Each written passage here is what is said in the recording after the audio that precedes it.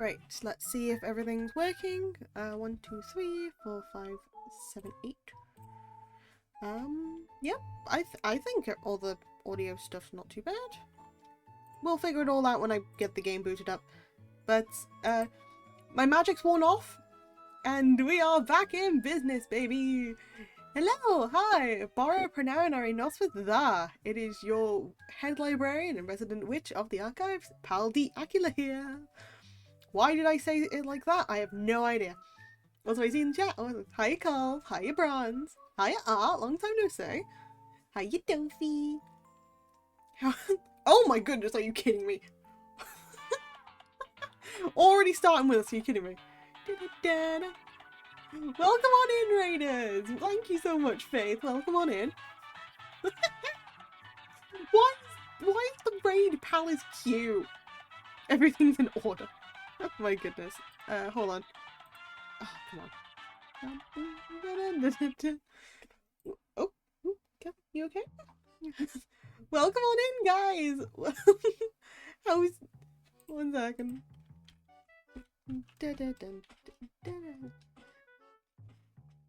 How's the stream anyway, Faith? Anyway, welcome on in. I see another face in here. Welcome in, Weatherum.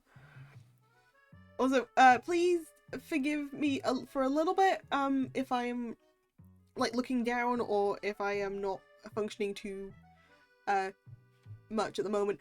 I have a cat on my lap that decided to start about 2 minutes before I, pressed, the start stream button. And so currently I have a cat on my lap. He died 3 times. Oh my goodness. Oh dear. Well, I hope that you will recover from this, Faith. But welcome on in! Carousel Airstream, everybody. Cat, yes. I know I finally get to say I have a cat on my lap again. And you're gonna behave, aren't you, Spud? Okay, I'll try and keep it down for you, alright? Oh, I can't believe. Cat, yes. I can try and take a picture. Actually, hold on, I'm gonna see if I can take a picture of this.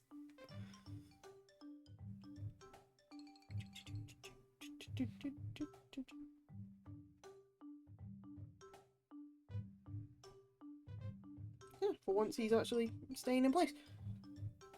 Let me see. I'm gonna quickly put it in the kitty corner. You must pet cat. Yes, I'm going to pet cat. I've got cat here consistently. There we go. It should be up in the server now in the kitty corner of my current my current companion just on my lap for a bit. But yeah, welcome on in, guys. Cat, yes, welcome on in, Hades. Hi, hi. Oh, wait. No, Spud, come back. I miss you. Come on. As soon as I say that, my lap's now cold. I lost my cat. We have the same keyboard. Well, that's a cool sign. I lost my cat. No. All because I decided to take a picture. Ah, well. He'll come back. We'll hear him. We'll always hear him. But yeah, now that we've had a cat segment out of the way with, how's it all going, people? How y'all doing today? Yep, we managed to get the spell off me, so we don't have Ekerman Ekerman Pal, aka Paul. So Paul D. Aquila no longer exists, it's just Pal again. Oh, it reminds me, I actually need to double check some of my toggles, because I don't know if they transferred or not. Let me just let me see. I just need to quickly check something. Hold the phones. I mean, if we do have phones, then please hold them. No, I can't believe I lost my cat as soon as I say I have a cat on my lap. He really likes to tell me that, no, you don't. Oh, I love my cat. Nope, I should be fine. All good in the hood over here. So yeah, today's agenda. So if for people who weren't here for the 24-hour stream, we did a couple of different things on there. One was the infamous Stanley Parable Ultra Deluxe, which led to the whole bucket fiasco. To which, yeah, no, I'm still gonna stick with that to the day I stop streaming. Yes, exactly, Cole. Bucket. Yep, bucket, exactly, art. Which is kind of how we ended up going down this whole rabbit hole of inanimate objects, you know? Exactly! Good timing. Good timing. But yes, there was another game that we did start.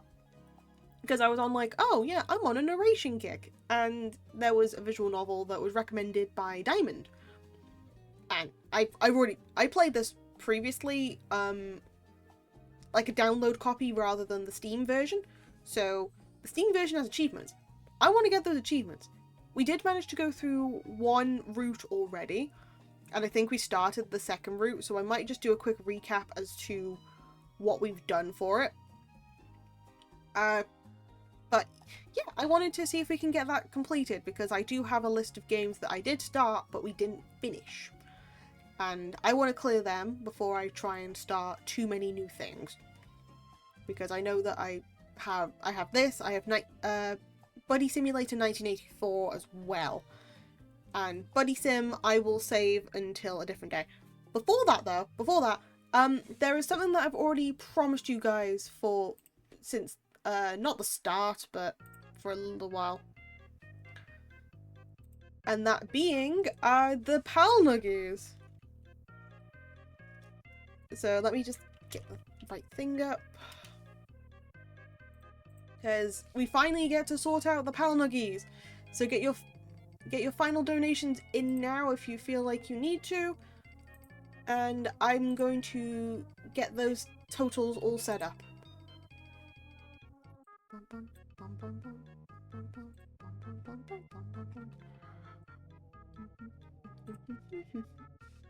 There we go.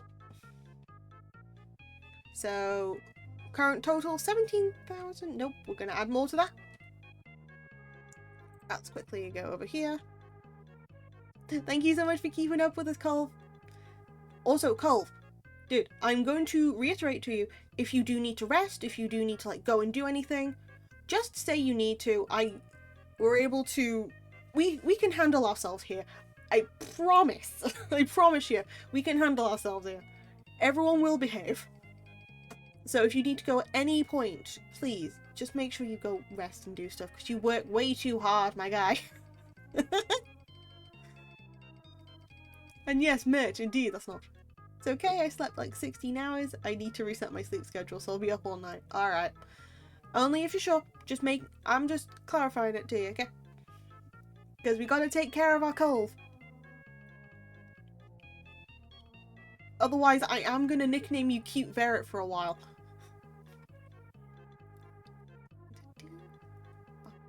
This one. Let me quickly just go and sort this out. This one. Yes. That's gonna be too big, ain't it? Cute Verret. Yeah, I am going to nickname you Cute Verret if you end up not taking care of yourself. But behold! Too many things moving at the same time. Let me just quickly... Come on! You know when you hate layering? Yeah, same. I will zoom this in, don't you worry. I will be zooming this in. No. If I can actually zoom this in, just yes, I can zoom this in. Hold on. 200.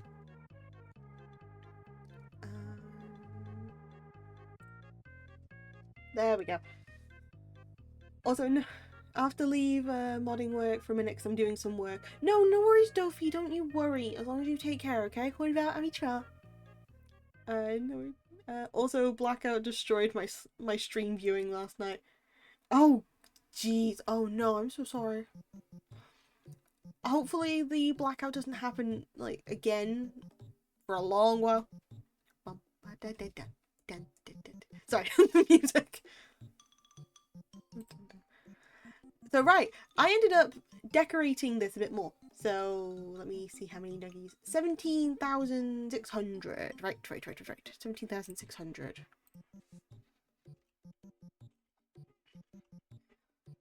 So you lucky people get to decide where we're sinking not only 17,600, but also 2 compensated 10,000.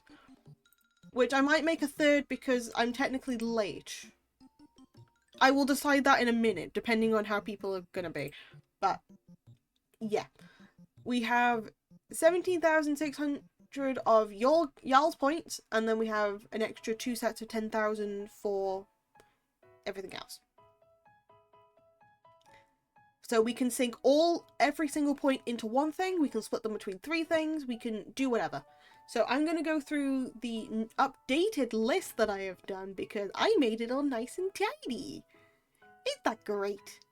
Ain't that fantastic? The answer is yes. Yes, it is fantastic.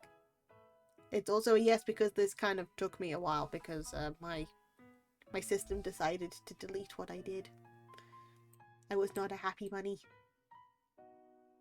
But it's okay, because I was able to talk to Dad Keeler for a while, because it was as soon as it decided to delete everything, I just ended up chatting with him while I was just making the thing back up again.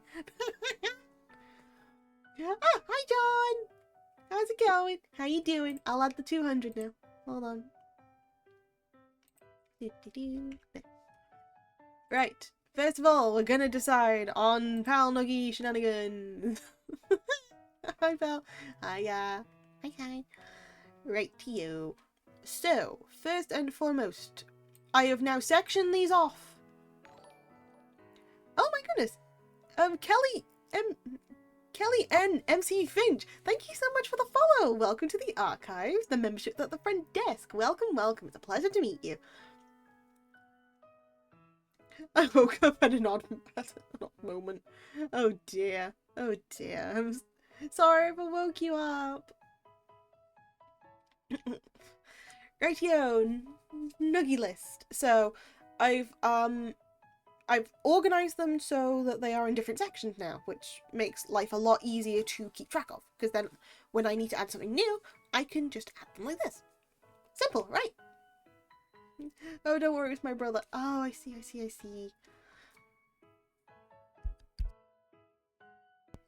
My vote is karaoke. Of course your vote's karaoke. But let me read out the rest of them, damn it, Faith. Right. So, first of all, we have the lower redeem prices. These are basically to lower certain redeems. So we can lower the 24-hour stream price. So you can put any amount in there and we'll lower whatever I've already got.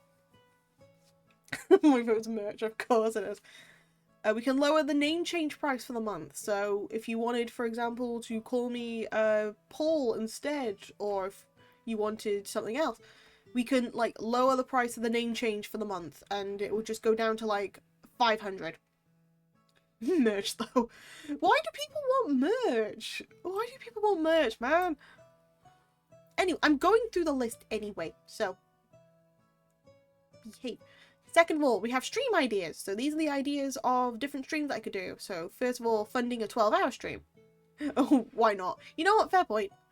We are funding a 12-hour stream. So instead of me doing a full 24-hour stream, which I'll probably do another one eventually, we could just have 12 hours of PAL. That sounds like a nightmare. Can cute be the name? Yes. Sadly, cute can be the name. I keep my promises. You can fund a cooking stream where I'm basically going to be making soup. It also requires me to go get a lot of equipment because I need to hook up like a camera and stuff and do streaming for the laptop again. But I could probably set it up. Pick a game for me to try for the month. So any sort of game that you're thinking that I might not like, this is like the redeem for you. Pick a game for me to try, but it's co-op. No, you no longer need to recommend me to play Apex, because I will play that at some point. Soup. Oi. Look, I could probably make a soup that's edible. And not gonna hurt anybody. Do not laugh stream. I might put like a do not laugh, but if I do laugh, then I have to do something. I will figure that out if people want that. Again, if we end up finding like a normal way of bringing these into streams, I can do. This is just like forcing me to do it. I would eat the soup, I trust you. Oh, cool. Thank you, Cal. Damn it, I thought super Verret for a second. Do not laugh when every laugh equals 1 week. Not 1 week. Not 1 week. Maybe 1 day. Maybe 1 day, but not 1 week. I could not laugh for an entire stream. I'm not even proving this right, am I? I could laugh. I could refuse laughing for a stream. I would take a soup bullet. No, you're not sacrificing yourself for the soup. Okay, if that's the punishment, change my vote to do not laugh. Oi. Oi. That's not fair. Right. In that case, if I did that, I'd have to ask Hades for his shot counter, but doing laughs. He's cute year of my life. Are you kidding me, guys? Come on. As much as I laugh like a lot, I could probably hold off an entire stream of laughing. I could do it. Anyway, with the do not laugh, you'd have to like help me get some stuff in to just sort that out. Anyway. Sure. Thank you.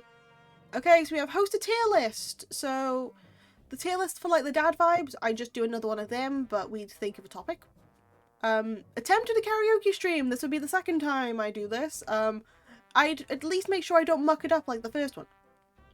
Try not to laugh sounds fun. Everyone's not just gonna do try not to laugh. Are you kidding me? Oh, come on, man. terrible. But welcome on in, Velvet. Welcome. Drawing stream. Why have I got a thingy here? Hold on. Why did I muck that up? By the way, if people are struggling to see on the stream when I'm looking at this, there is a link in the general suggestions, the general announcements even, as a link to this, so you can like look at it. But yeah, drawing stream. I'm bad at it anyway. We just do like really silly things. ASMR stream. I don't know how I do that, but it was a funny idea at the time. Narrate a script. I would say also narrate a whole bunch of copy pastas too. It's basically a day where you're able to give me TOS friendly suggestions on what I should be saying. We have stream editions. I need to unclick this. Hold on. There we go. Yeah. B-movie script. You know what? I would attempt the B-movie script.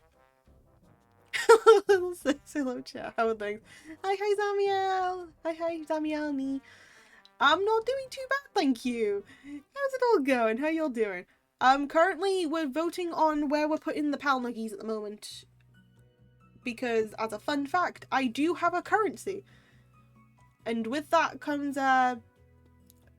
like things to redeem every month. Because I wanted to add more interactions with people without it being like community goals every time. So I thought it'd be a nice way of just sinking points into things every stream. But yeah, one of the archives for bees. I mean, we could make that happen. But yeah, no, I would allow the B-movie script. I would see how that happens. But yes, we have stream editions. So this would be like a couple of time things where we just add an extra layer to streaming and see how much my laptop could handle. So first of all, we have one stream where I end up getting some stuff to throw. So I just set up some tits and just do that. So you'd be able to throw books at me for a stream, and then we'd see how that goes. Add something to the shelf, that would be viewer's choice. So, for example, if you wanted to add like a chibi version of I don't know, we just add a chibi version of Cull, for example. We just add that on there. If we want to add bees to the shelf, what if the shelf were bees? We could do that. It's viewer's choice. Because currently, I still need to fill the shelf with more funny things. Your second way of making me unable to deny the cute allegations, you can redo the month with just a small price of 200,000. Yes, this might take a little longer than like the last one that we did, but it means that you don't have to worry about it ending for another month. Yes, it might still take a while to save that, mind you. One stream where I do it in full yeehaw accent. Fun thing, I haven't done the yeehaw accent in a while, so I'd have to practice again. But I would make an entire fool of myself for an entire stream. So minimum 2 hours of just yeehaw. Why pay 200k for a month when we could pay 20k for a... You think I'm going to laugh for like 30 times, huh? You have little faith in me, Faith. I can handle not laughing. Maybe. I can't even prove it, can I? I can't even prove it right now. Anyway, we could add a new feature as well for the 50,000. So chat helps me choose. I do think you would laugh many times. Hey, I have you know, I mainly laugh because I find myself awkward. I laugh in very awkward situations. That's why. Chat, if we do you laugh, you lose. We gotta add the best videos. Look, my humor is broken, to be fair. But yeah, 50,000 to add a new feature, and chat helps choose. So if you have any like ideas of what else I could add to these streams, where that's not already suggested on here, then we could just do that. Again, we do like a whole voting thing, you know, politics and that all sort of jazz. Remember, this is a union we're talking about. You guys are still a union. We unionized here. Pala's never awkward. Cute though. I am very awkward, thank you very much. I can be very awkward, and when I feel like there is a lot of awkward moments, I laugh. And then I just can't stop. I feel awkward just explaining the fact that I am awkward. But then you're just gonna get sick of me laughing, which, I'm already sick of me laughing. Okay, next things. Creative things / physical things. For 15,000, as a new one that I've added, you can, because I don't use it, and because I am very stupid about it, you can get me to, add something to my throne. Because it would just be funny to see what to use, because I barely use it, and even when I use it, I don't know how I'm supposed to use it. So yeah, 15,000, and we just add another thing into it, I guess. Writing a cursed script from scratch. I know I have one already on the way, but that doesn't count. I would make an entirely new one that people could use for whatever they'd like, apart from like getting me to read it, because I'd probably do that already while I'm drafting it. Collective bedtime story Mad Lib session. So we'd create a bedtime story together for like a simple 10,000. I might try this idea at some point. But the story would be put into the archives, so you can like read it at any time to see what you guys have created. And the bit that everyone's been hoping for, make some form of merge. I don't even know. We currently have stuff already sunk into that. I have no idea what merch I would make. I mean, what kind of merch would I even make at this point? Like stickers, cards, hoodies, candles? I don't know. Like, do I just self-publish a book? I have no idea what kind of merch you guys want. We'd have to figure that out if we end up doing that. I don't care, I'll buy it all. Colv. Dude. Save your money. Right. That's like creating things. And then we have cosmetic stuff. So for the majority of them is for a week long, any of the toggles that I have, we will do for an entire week. Shirts are good, stickers are good, pins.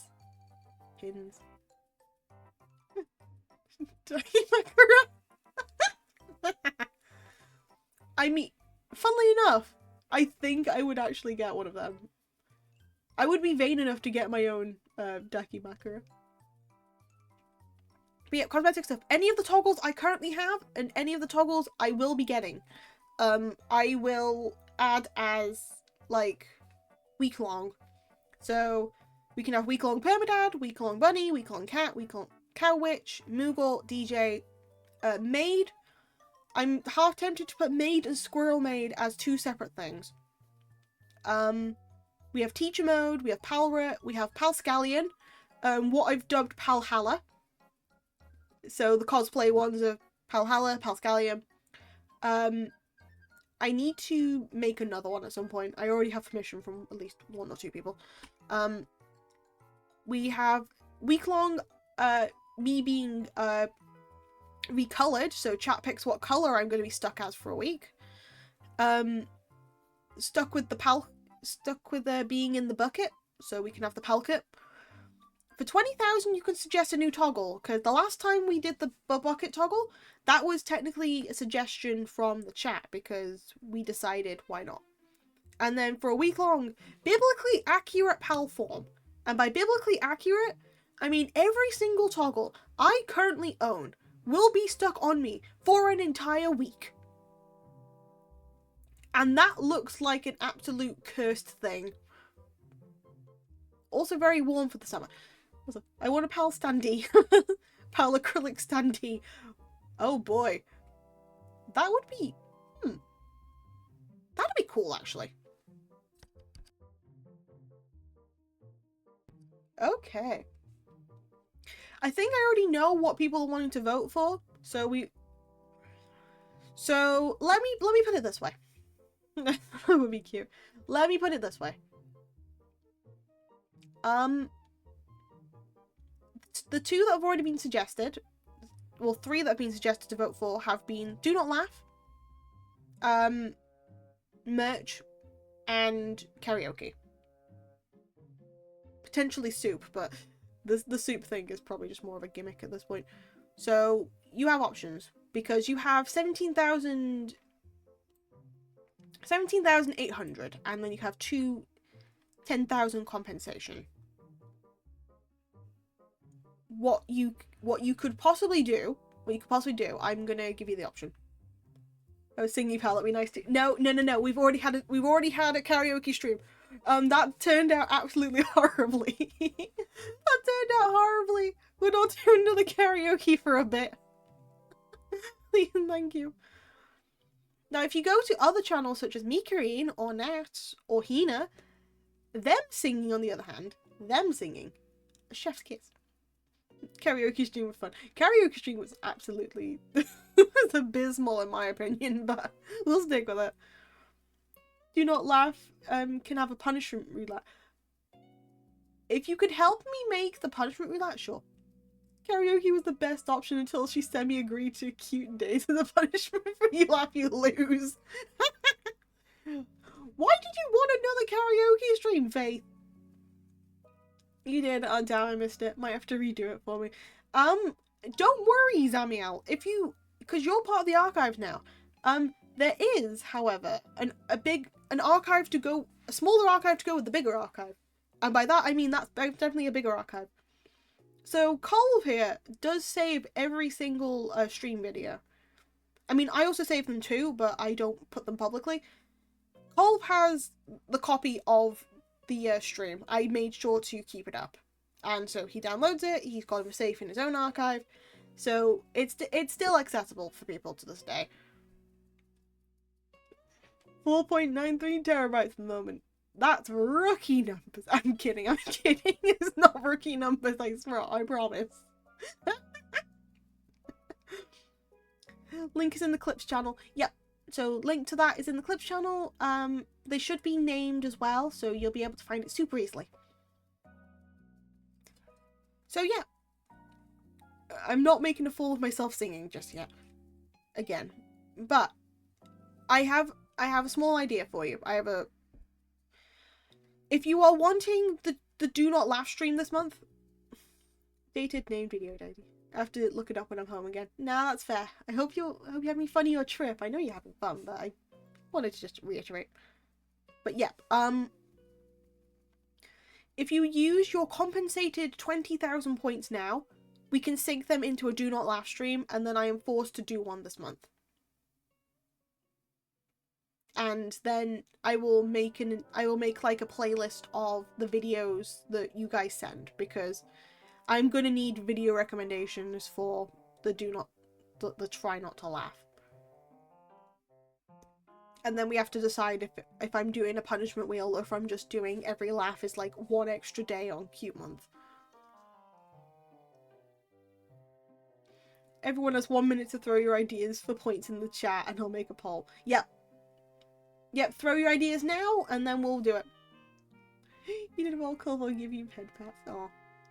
How long will You Laugh, You Lose be at the stream? A minimum 2 hours. Minimum 2 hours. Because remember, my usual streaming time is about 2 hours. We could do cute days and plus noogies. Oh, yeah, we could do like... Oh, I could add like extra noogies to the thing, too. Also, hi, Shrimpy. How's it going? How you doing? Faith, stop trying to go into businessman mode with this. You're not trying to go into businessman mode.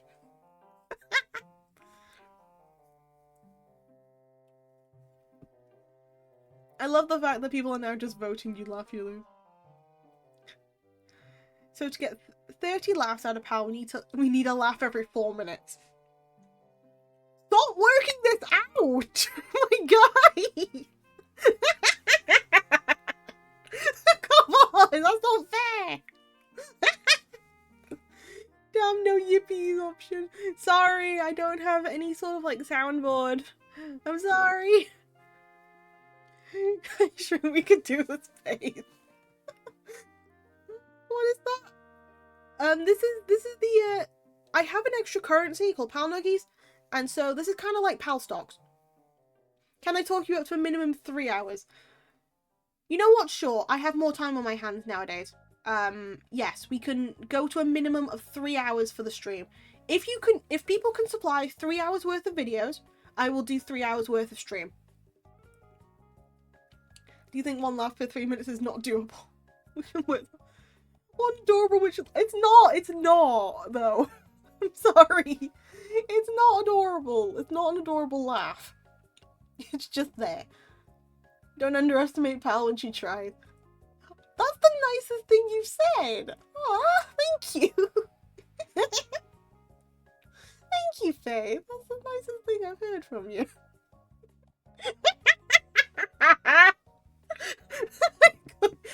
Yeah, but that's out of obligation. That's out of obligation. This is like something that's just not... This was like unprompted. Oh, what if we send you 12 hours worth of videos? I mean, you could try. She thinks he's saying out of obligation. Yeah, look. He doesn't have faith in us, chat. But yeah, no, votes up. Go in, like, sort of.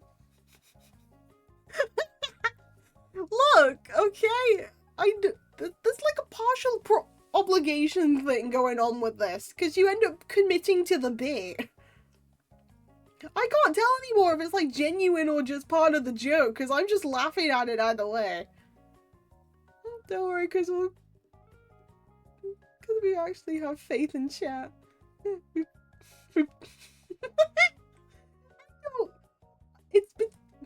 Don't worry about the merch call. I can kind of work. Guys, we can't just rely on videos for you laughing. What do you mean? What, do I have to add like a thing where you have to like tell jokes at me at the same time or something? Or like I have to invite you into like a Discord call at random points?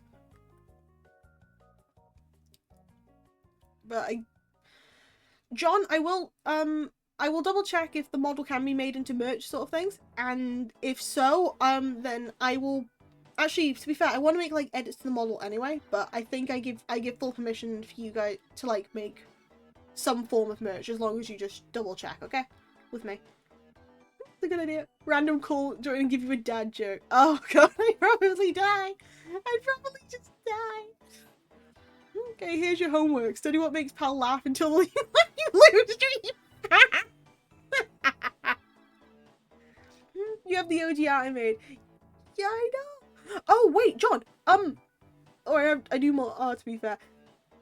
I mean, I don't mind. Also, John, remember, you know that, like, chibi face that you made with, like, where it looks like I'm about to nom somebody?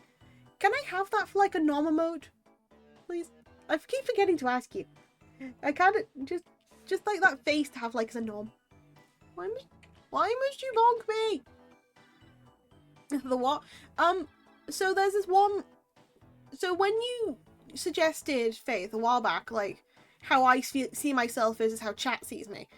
Like, the face that I made for how chat sees me, like that artwork, I feel like that would make a very funny, like, nom. Like a voice, like, ow. Ow. No, no. Why am I making that noise? I just feel like that would be, like, a really funny emote to have. But, well, okay. Yeah, just DM me what you want and I can do it or make more. Okie dokie. Thank you. Diolch. Okay, so, congrats, guys. Let me just... Oop. I'm just gonna highlight this. Hold on.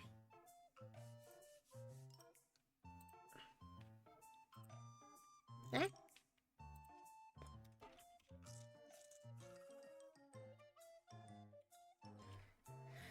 Right, there we go. I shall spend all my points on bonk. Why must you bonk me so? What have I done? Okay, so we have Do Not Laugh stream that is going to be done this month. I'm going to make it fair. I'm going to like take away your compensated points. So you still have 17,800 to sink into something.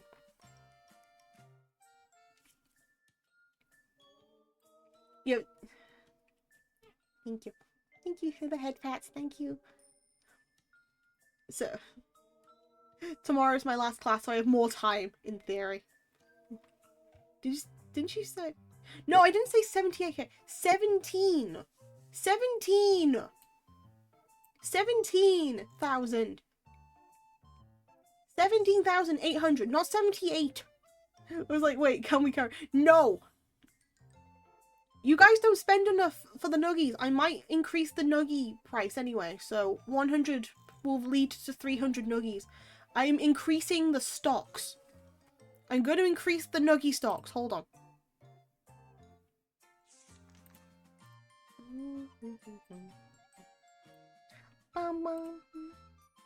To the moon. I have that game. I do have that game to be honest. Where are you? Where are you? Oh, I need stream elements up too. Hold on. Okay, so it's 20k for 3 hours if you laugh you lose. Can we have a 169.2 you laugh you lose? Okay, hold on. So it's 3 hours for that. Can we have a 100? No. Beer back, dog's going nuts. No worries, Calv. Wait, you have a dog? I need pictures. I need pictures of the dog. Faith, I was having to do maths for a second. Thing is, you already get a minimum. I said minimum of 3 hours. You're gonna get like an extra whatever anyway if you send enough videos. So it's not like you're gonna lose out.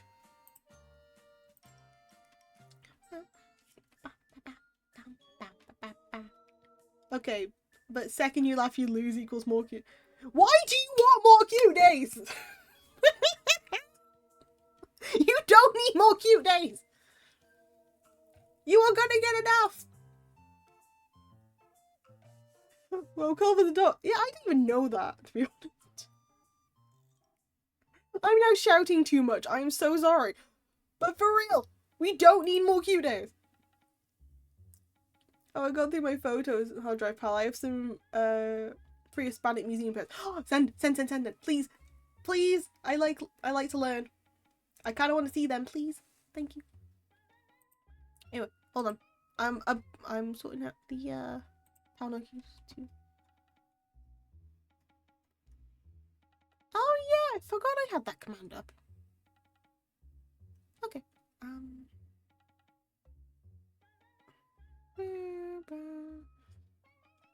Okay, I shall look. Need to start prep for an interview tomorrow. Ooh! Oh, I hope it goes well, Faith. You go do what you need to, okay? Hulva, Amicho, and Poblak. Good luck with everything.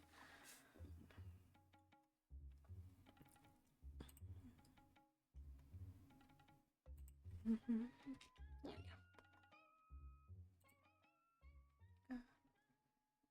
I don't know what's growing up. Sounds like an adult stuff, but also would want more cute days. I mean, come on. No, damn it. Alright.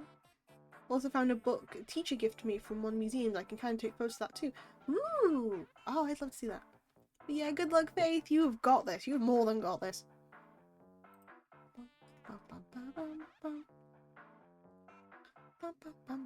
Okay, so there's that sorted.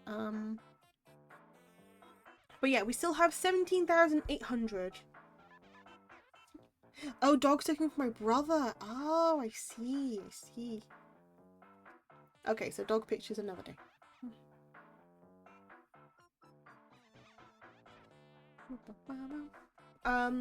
Yeah. We still have like the final 17,800. No, we are not sinking an extra into extending the do not laugh stream. So what would you like the rest of the points to be sunk into? Of course, merch.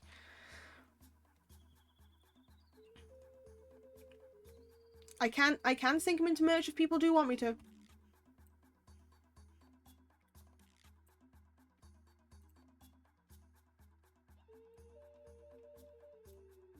Yeah, rest to merch. Okay.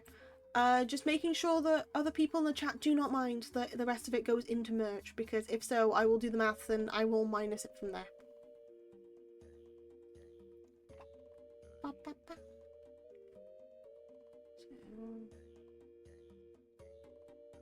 Leather room.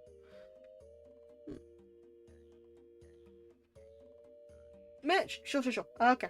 I'm gonna just quickly do the math then. So.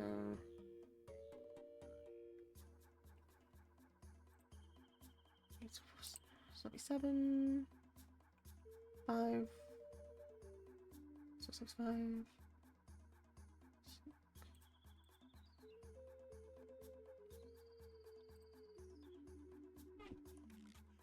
6, 4, 4. Yeah, 6, 4, 4. There we go.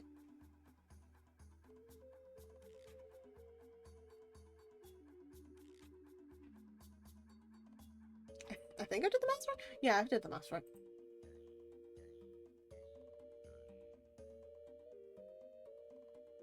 Yeah, I did the math. Oh, yeah, I did the maths right. 6, 4, 4. Okay, I'm good.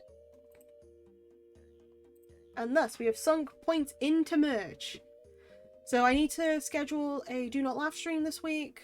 Well, not this week, but this month. So that might be probably a later month, if anything. Later. What is Dirty Dan? That's just me with a cowboy hat. I just wear a cowboy hat. That's all. Let me see. Okay. So let me quickly do a thing on the Discord for a second, just so we can do so. Yeah, this month we need to work out videos in the wheel. Oh, should I do it like the wheel being 50-50 sort of thing, where it's 50% I have to add like 500 nuggies, and then 50% I have to add a cute day? Or if there's like any other punishments I should do, like a free redeem. I might need some help offline doing that. I'll do that offline, but I might have people in a call helping me with that. We can add more to punishment wheel. Yeah. No, I'm gonna have to ask people offline to help me with that, and then I'll do it.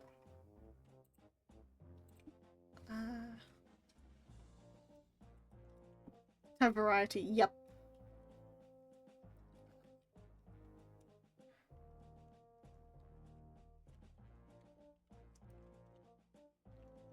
We can use judgment. Yeah.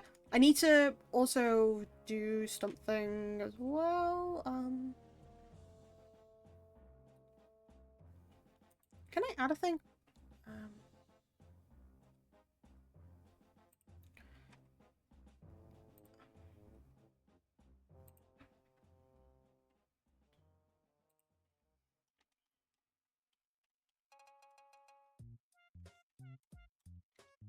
Might as well get this sorted now before I start the game.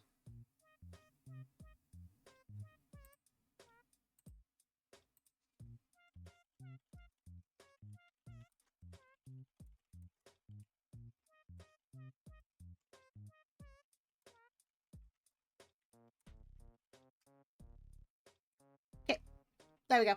That should be fine. What is the punishment wheel? I don't know yet. Physically, whether I have no idea yet. I will figure this out.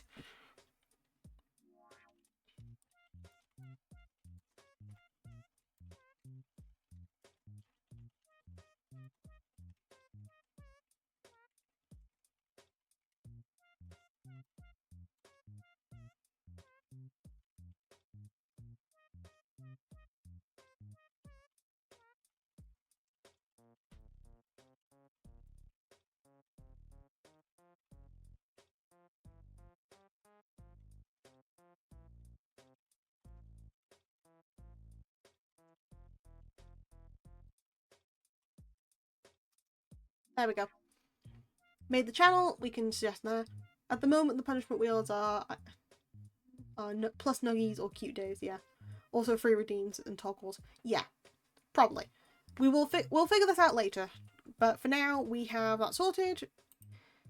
And so... Yep, you laugh. We're doing You Laugh, You Lose this month. I will announce at a later date what to do.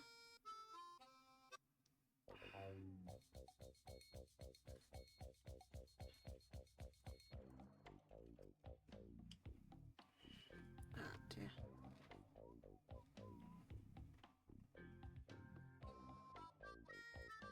Wait, did nobody get the full ping for that, or is it just... we have time to work on that one. Yeah. Is the... One second. I'm just double checking if that's working for everybody, because it doesn't show everybody being able to see it. I got the ping on the new channel thing. Gotcha. Thank you. Just making sure, because I just had people, like, asking that now.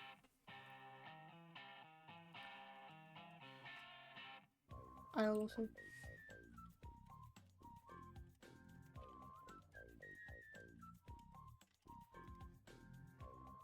There we go.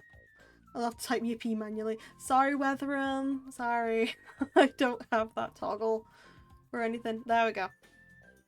So, yeah. Your Laffy Loos will be sorted out definitely before the end of the month. So I might give you like a 2-week limit to go and get videos. Or if I see there's like enough videos to work with, I will just do it like that. I'm also going to quickly change a thing for... edit this. Do that. So. Yippee! Yippee! I can't do the yippies properly, to be fair.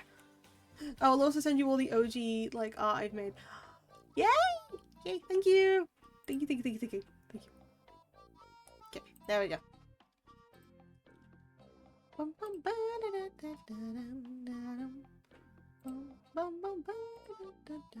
I guess I am a bunny man for it. Right.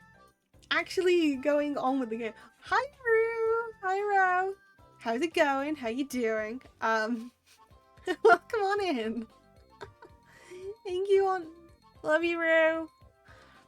Okay, so we are officially going to get the game up and running now. Because, you know, I've been stalling this, like, for how long? Due to, Nuggy shenanigans. It's always a pleasure to see you, Ro. Please make sure you check out Ro. I love, like, lurking in her chats very often, so it's always nice to, like, see her here, too.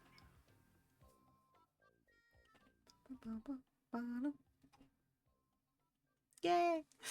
Good job, Carl. Thank you. Yeah, no, I always love lurking in your streams, bro.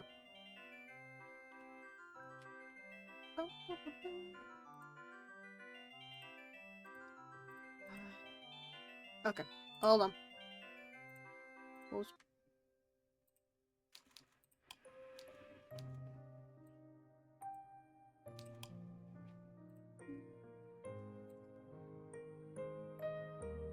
Okay, is the music audible enough for you?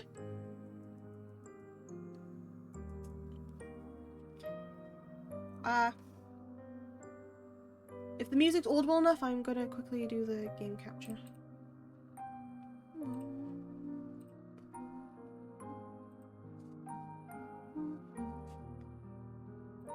Can I stretch this out slightly? Kind of not. Oh well, we're just gonna have to deal with it like that. Okay, let me quickly do warning.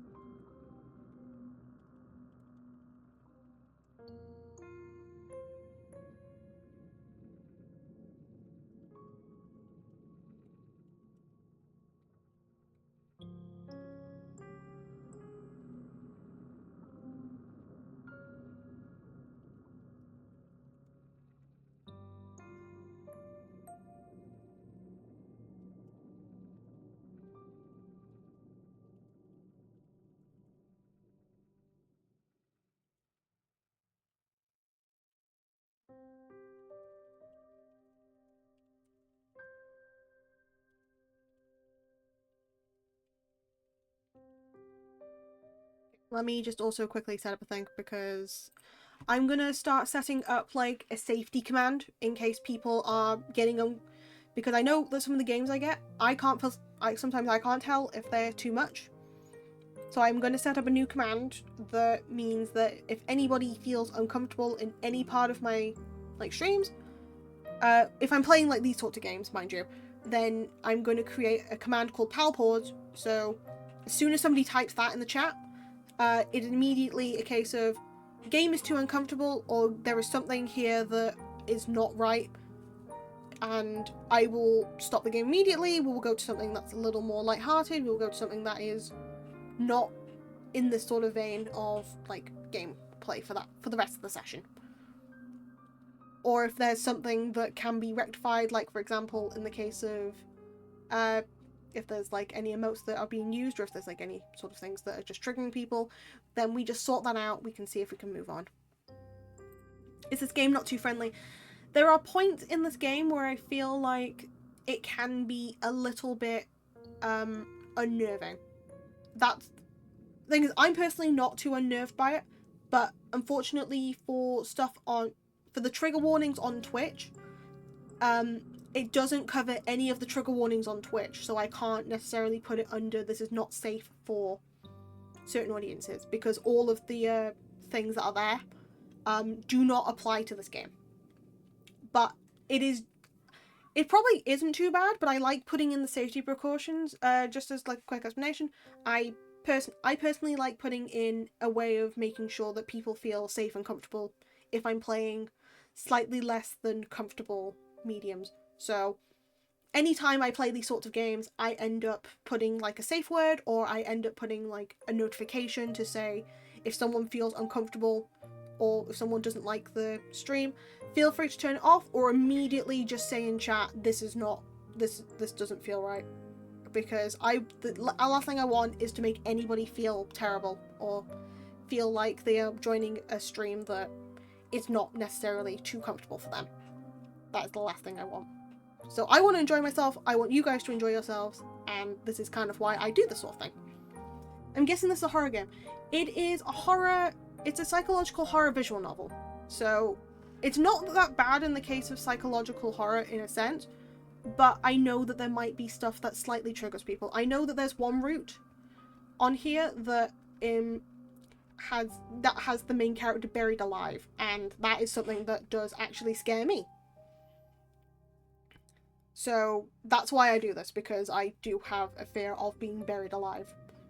So that is something that's kind of why I do this. I do that with like a couple of other games too, because it has underlying notes of stuff that makes me feel uncomfortable.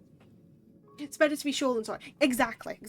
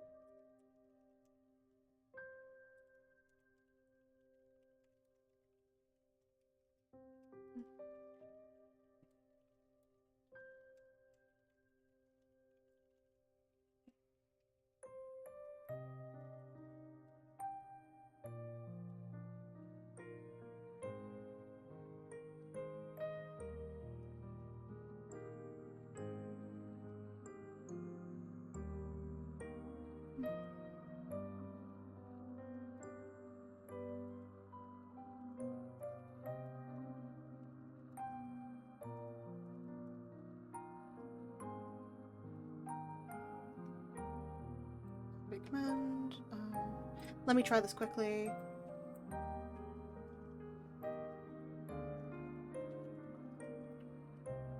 There we go. Yeah, so I have a new command now. Let me just put this here. Until the end of stream. There. It's just... This is just like for my peace of mind more, because while it might feel like I'm doing too many safety precautions for this sort of stuff, even if it's like a mild sort of horror, some people get triggered. So I personally prefer to have these sorts of things in place. And yeah, I know I keep yapping on about it whenever I play this sort of stuff, where it doesn't seem necessarily like it is a full-on horror sort of thing. But you don't know people's stories, and you don't know how people came to not feel too comfortable with this sort of stuff. So yeah, I just like doing this, you know? But yep, we're going with It Gets So Lonely Here. Hi Grubs, hiya lady, hiya Disa. How's it going? How you doing? We're currently about to play a visual novel. So to give a lowdown on this visual novel, girl runs through a forest, ends up trying to escape from somewhere, is left at like a branching pathway into 3 separate areas. We've already covered the beach where we ended up drowning to death with our mermaid lover. We are now currently at a palace. We played this like a year ago, seriously. We played this like 2 months ago. So we are currently in a castle, and I think we've just been adopted as a maid. Which, currently with this channel seems about right to me. So yep, I'm gonna go quickly load our save file, and it should be this one. March 25th, never mind, it's been like 3 months since I played this. I didn't even know that the 24-hour stream was like March. Jeez. Kapatid. Right. You are so very tired. Your sleep is a deep, dark one. Even than the furthest abysses of the night. Like the nighttime sky, however, which shimmers with stars. Your sleep is not devoid of those prismatic fragments you human call dreams. Though, in this case, I'd rather think your nocturnal imaginings are worth rather more than that. Is this the start? No, we are currently starting in the middle of the game. I did start this like a couple months ago, and that's why I was giving the rundown earlier, Weatherum. So we are currently in a castle and we've just gone to sleep.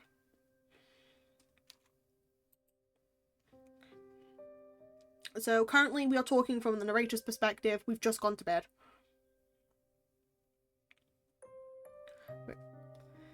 They are not dreams, are they? To which your slumbering mind is subjected?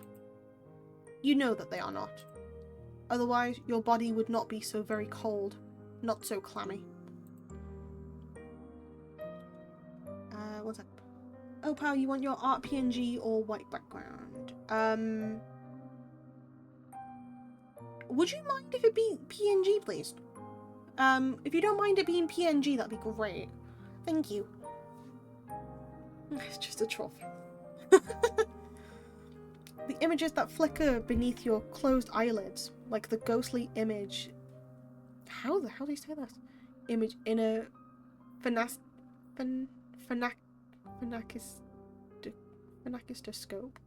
Phenakistoscope.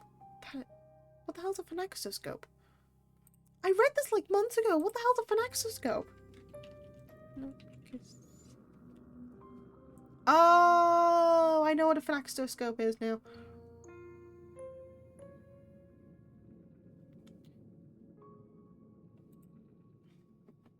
Phenakiritoscope. Okay, I know what it is now. It's like those images that, you know, when you spin like a circle image like enough, and you're able to get that what was it? Like that animation-ish, or like a early stage of an animation when you just spin something, or like if you're going through a notebook and flick it over through that. That's what a phenakistoscope is. Yeah, that's what it is. Yeah, the animation frame thing. The more you know. I didn't even know that had a word. A phenakistoscope. That blinking like makes frames more fluid. Yeah, exactly. Why is it such a weird word? Anyway, I can't even do immersion at this point. In a phenakistoscope, were not conjured from within your mind. They were, instead, taken from your memories. You are not merely dreaming, you are remembering. You remember the girls who slept in your dormitory, and how they always hastened to use the shower first, so you were last for breakfast. Oh, I'll be right back. No worries, lady. You remember how, when you finally did arrive at the dining hall, the most desirable morsels have already been snapped up by the other girls who got there earlier. You struggled, too, to find a seat once you finally did get your hands on some food, because nobody ever wanted to sit with you. The other girls all acted like you were a leper, save for when they wanted favours.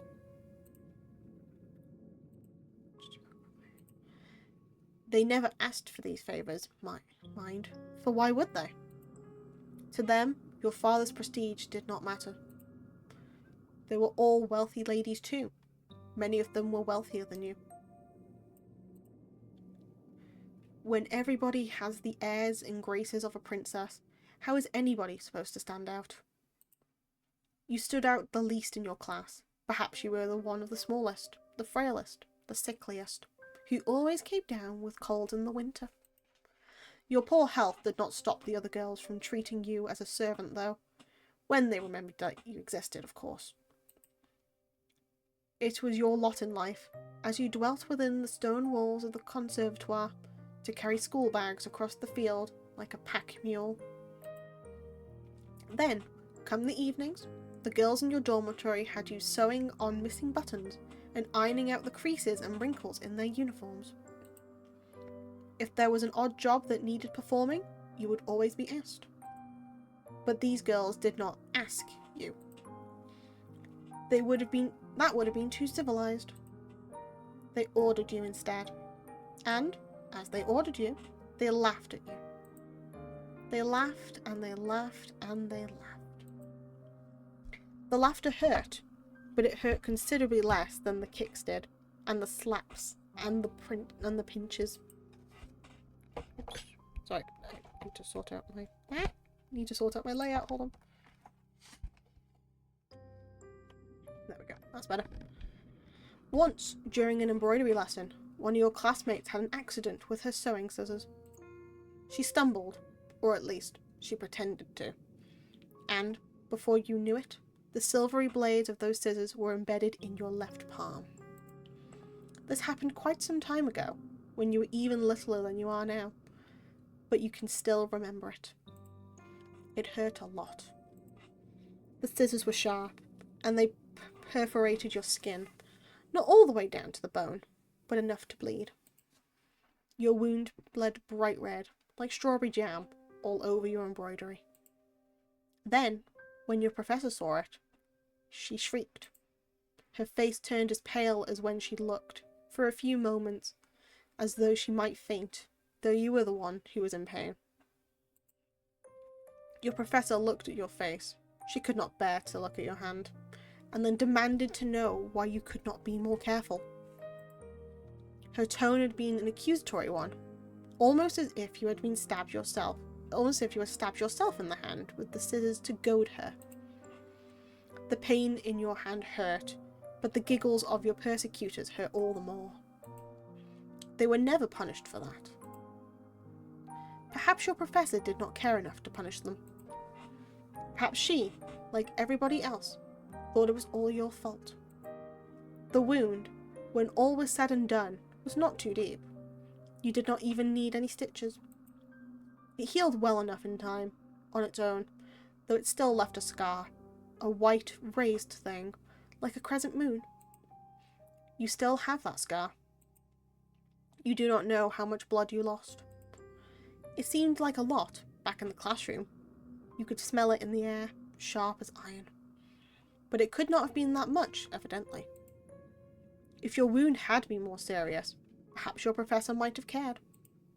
Perhaps your classmates, too, would have felt some modicum of your guilt over what they did. But this seems very unlikely. You know that your blood meant nothing to your classmates. Why should it? If you meant next to nothing, then the blood in your veins was, if such a thing is possible, even more inconsequential. You feel disorientated when you awake, at long last, with the rising of the sun. You do not remember what you dreamt, but you do not think that your dreams were of a particularly pleasant nature. If they were, your heart would not be hammering so. Ill at ease, you glanced around. I'm testing something. Hold on. I'll turn back on the cute command. There we go.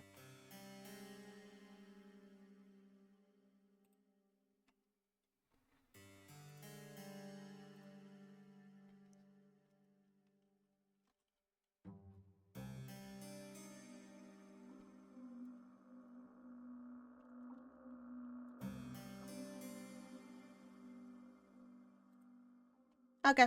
The command should be back on, so if you want to try that again. If you want to try that again, Weatherum. But yeah, sorry if I don't read chat too much. I am going to be in narrator mode for a little bit. Well, actually, to be fair, I think narrator mode isn't that bad, but you know what I mean. There we go. It's good, don't worry. And thank you. You are lying in a narrow bed in an unremarkable room, one with dull beige walls and a warped wooden floor. Where exactly are you? This does not look like your dormitory in the conservatoire, not unless it has shrunk threefold overnight. Your brow furrows as you attempt to recall the events of the night prior, until, with a gasp, it all clicks into place. You remember now. You are running through the woods, trying to escape from... You shudder. You do not want to think of what it was you were trying to escape from. You presume that you must have given your hunter the slip, though, because you are still new in what you are still in one piece, awake and alert enough to face the dawning of a new morning. I like that. A dawning of the new morning. I love that. That rolls off the tongue so well. Dawning of a new morning. Oh, I love that. You still have all of your limbs, and your facial features appear to be in the correct configuration. That is more than enough to be getting along with. Was it Faith? All good, Faith? Sorry, narrator mode. You look to the foot of your bed, and then blink, bemused at your discovery. You can see, lying upon the sheets, a garment. 2 garments, actually. Of black and white, folded into a neat white square. What could that be? A maid's outfit? Hi, Amazica. Thank you for the headphone. Thank you. How's it going? How you doing? You've caught me in narrator mode at the moment. But yep, we have a maid outfit. Howdy. I love your howdy emote. It's so cute. Anyway. If so, it would not be too surprising. You can now recall your visits with the princess in the night prior, and have assertions that you must be her lady's maid. Maz? Buddy, listen. Your little snake form is utterly adorable. And you look very cool when you're in outlaw mode. But also, the thing is, you did the thing with the top hat at one point. It looked really cute too. Sorry.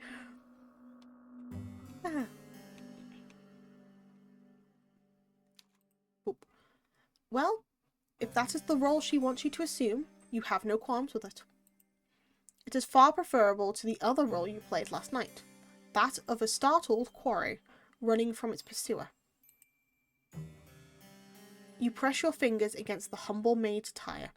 It feels surprisingly soft to the touch, not coarse, like you expected. Hina already called me adorable. She calls everybody adorable, to be fair.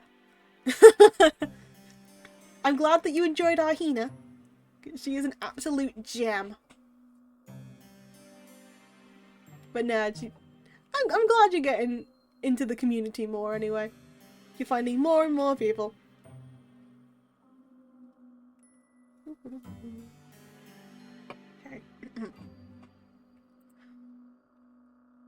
Okay, then I'll let it slide. Yay! And anyway, if Hina gets in trouble, no she isn't. You direct any sort of treatment for that to me. Because Hina's not allowed to get in trouble, because Hina is absolutely adorable, and I will fight anyone who says otherwise. Thank you. These clothes are rather fine.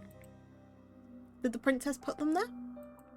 If so, then that is all the more reason to wear them. You are not churlish enough to deny her hospitality. You rise from your new bed, then undress yourself, unbuttoning the front of your plain white nightgown and setting it aside. This task accomplished, then you clad yourself in your new attire, black, white, and eminently sensible. You feel very far away from the girl you once were. Your face might be the same as always, but something within you seems to have changed. Space Numwiffian can do no wrong. I might have one or two words about that, but no. She can do no wrong, but she keeps eating my books.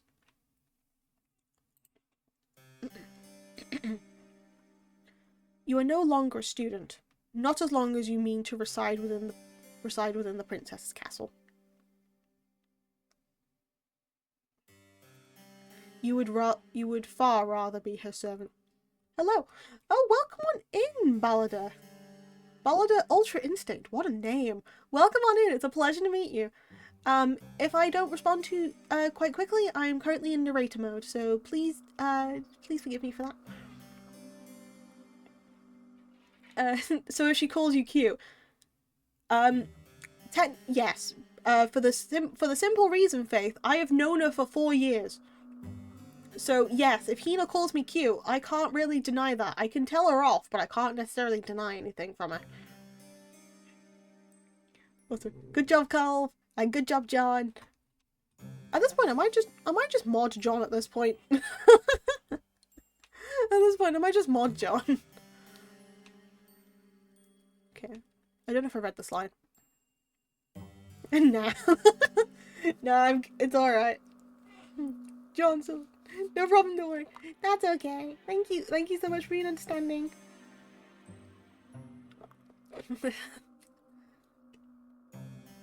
Okay. You would far rather be her servant. Assured of your newfound identity, you retreat from your chamber, and then make your way to your mistress's bedroom. The castle is a large one, with many, many rooms, and many, many hallways to connect them.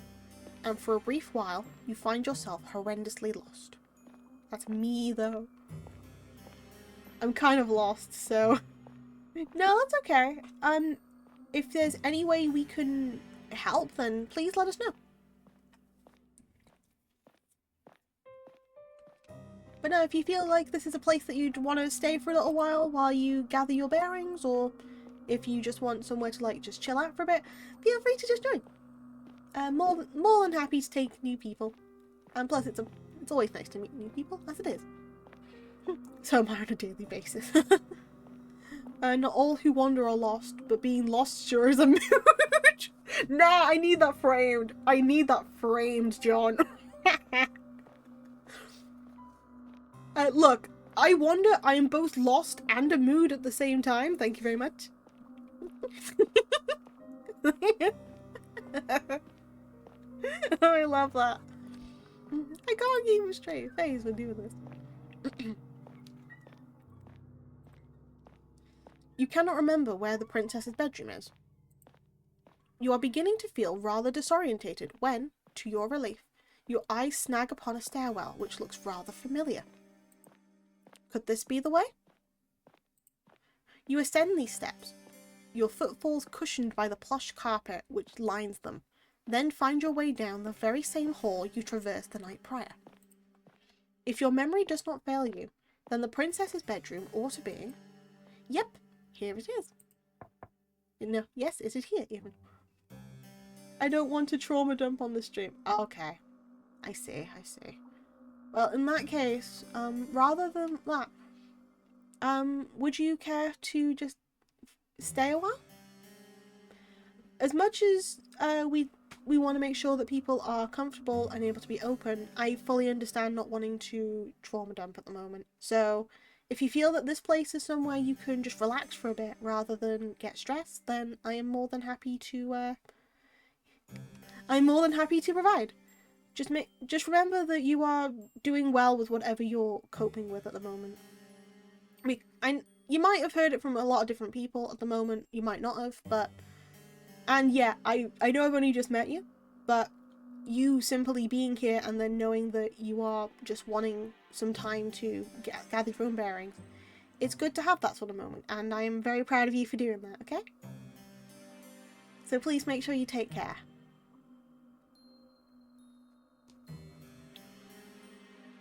But sincerely, you are more than welcome to just stay here and relax and just ramble with people, okay? And that goes to all of you too. If you feel like you're having a bad day and the only thing you want is just to forget about it and just stay here to just do stuff, then yeah, no, I'm more than happy to provide that as well. Hell, if you tell me you're having a bad day and you want me to just start up stream, if I physically can, I will do. Because it's a case of I want to make sure that there is a space that people can just forget about themselves and just enjoy. So yeah. So yeah, I don't mind. If I can do it, I will. That is basically my thought process. Hope everyone's doing well. I hope everyone's doing well as well. Right. You rap upon the door, but receive nothing in the way of a response. Is the princess still abed? Wait, is the princess still abed? I know it means that she's supposed to be still in bed. Like, that's supposed to be the phrase, but I feel like saying that she's turned into a bed is much funnier. You wonder, briefly, whether you oughtn't wait until she has risen of her own accord.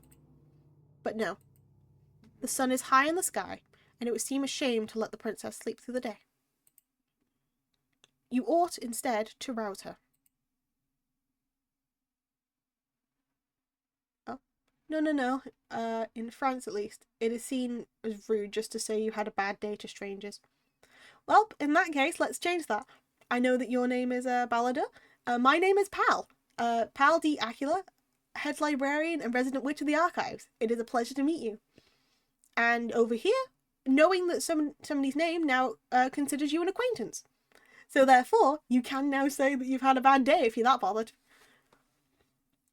We are no longer strangers. We are now acquaintances. As I have introduced myself, you have already introduced yourself to me. So there we go. Ta-da! Yes, I'm finding a loophole just to see if I can make your day better. That's what I'm doing. The song, the French thing. It does. I've seen that happen before.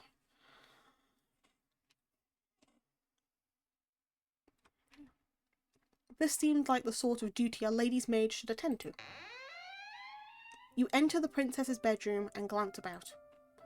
Her room is much the same, and you remember it from the night prior, though the ceiling seems even higher when viewed in the morning's light. That's unusual. Hey, come on. Technically, it now means that we're acquaintances, because I have met you once.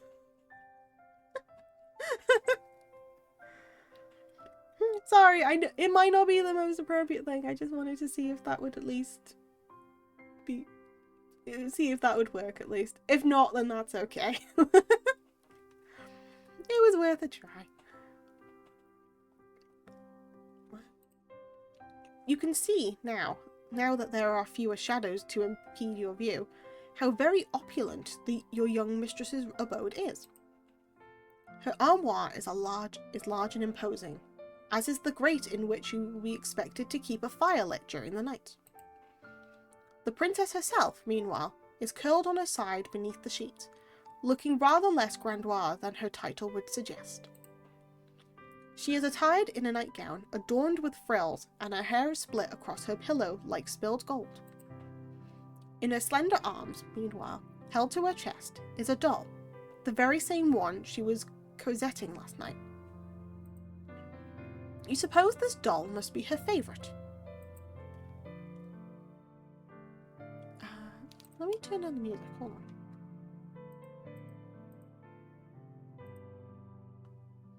Well, not in my world. I mean, it's unusual. I say. That's okay. I am sorry if I was a bit out of line there. I do apologise, Ballador.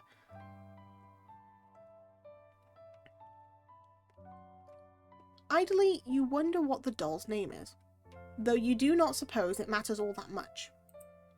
It is time to wake your mistress. You call out to the princess, but she is largely unresponsive. Her eyelashes are still sewn tightly shut, and her lips pursed in slumber. You purse your lips too, and sigh. Well, nobody ever said your job would be easy. The music is so good, it really is.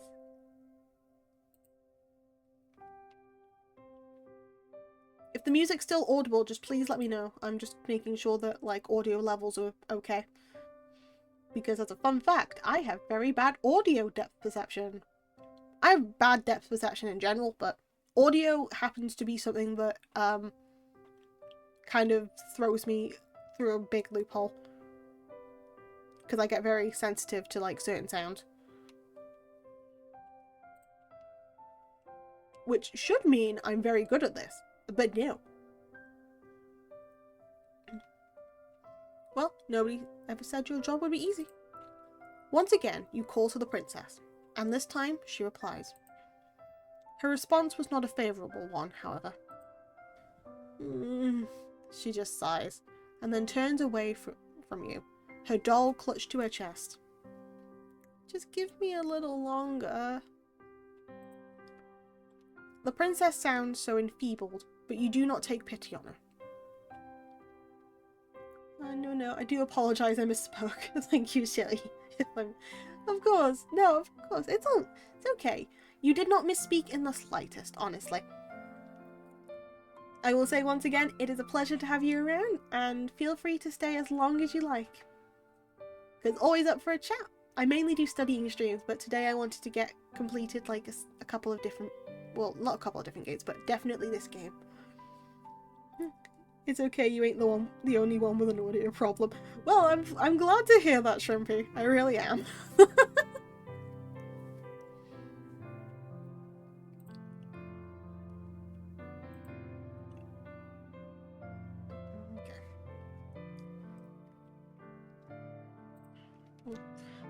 The princess sounds so enfeebled, but you do not take pity on her.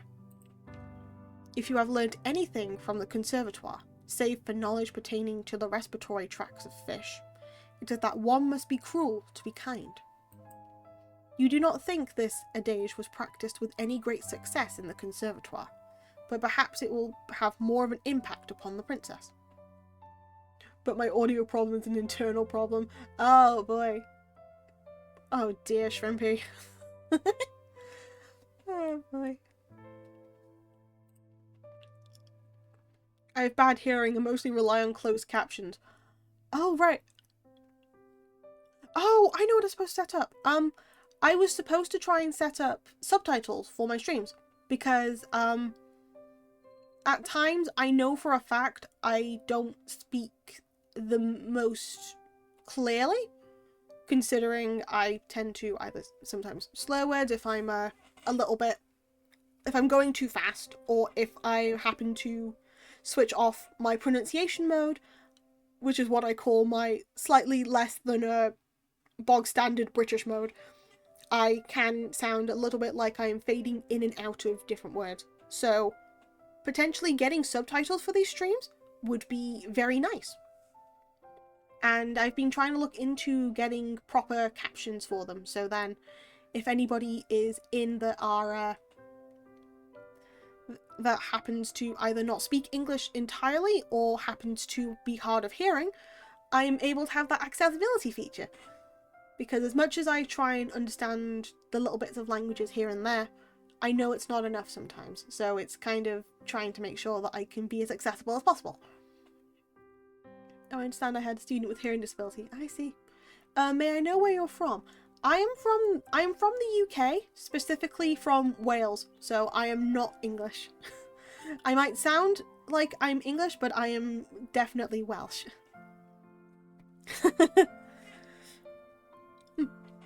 I did see a tutorial on how to add like closed captions, so I might try and do that for a different stream just to see if I can get that to work. English.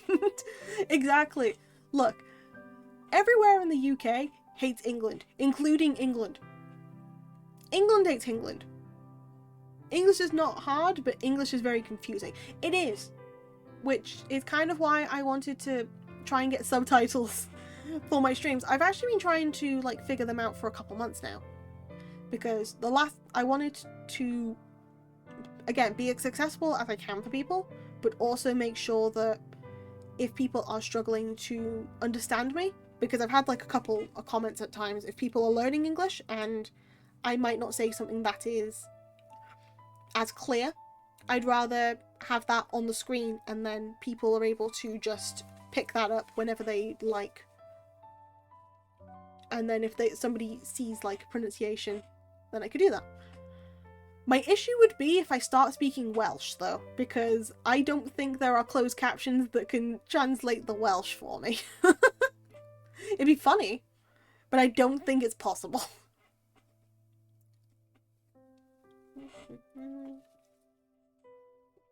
Okay.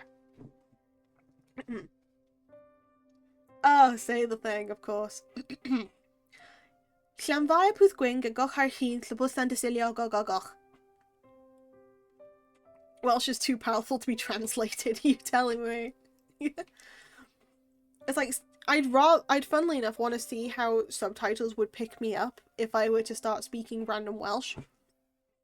Because it would just sound like absolute gobbledygook. I guess I'm learning Welsh, chat. Well, I'll do more like Welsh streams. I've been planning on doing like sort of dailies.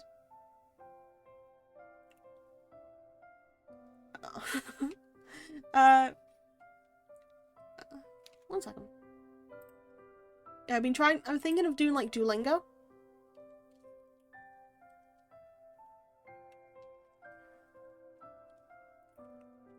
No.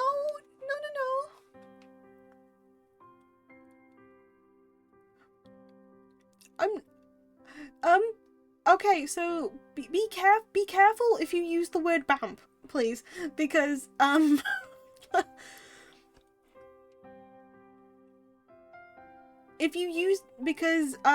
can mean is just like an insult word if you're using it in certain parts of the country, but I think you're meaning it in the Welsh term rather than the English term. Which I believe means grandfather.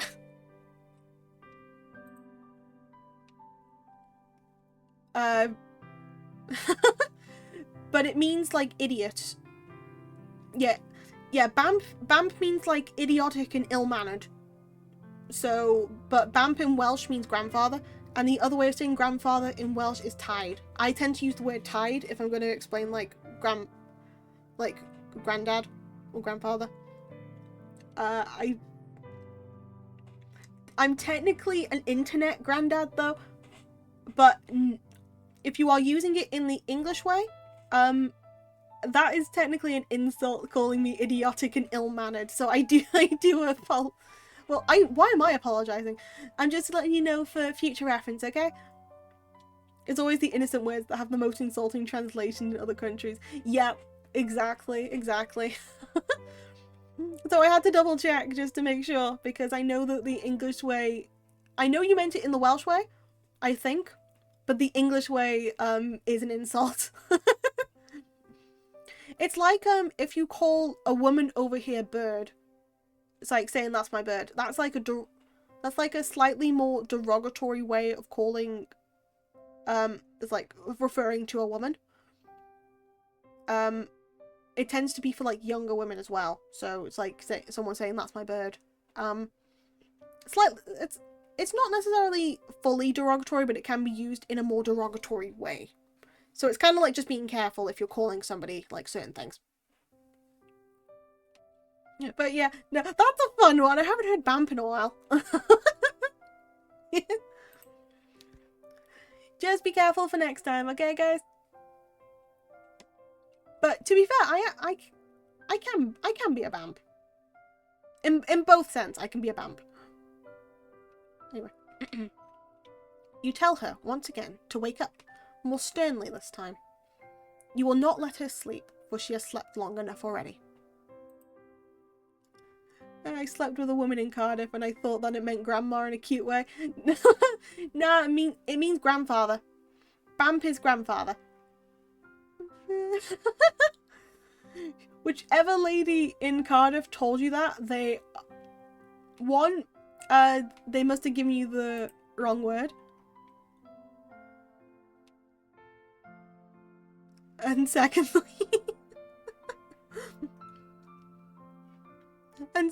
they've got to be careful with using that. Well.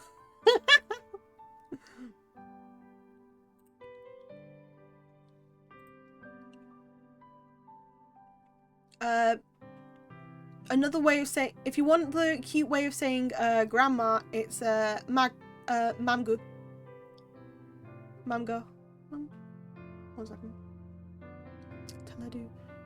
Yeah, it's mamgu as the other way of saying grand. So 9 and tide, or bamp and mamgu. I'm not sorry. No, don't you apologize, honestly. Thing is, it's the exact same way as if I were to start speaking French and end up saying something completely wrong. It's a case of you're not trying. You didn't know. You took it from context which is absolutely fine. So don't you worry, okay? If you want that other word,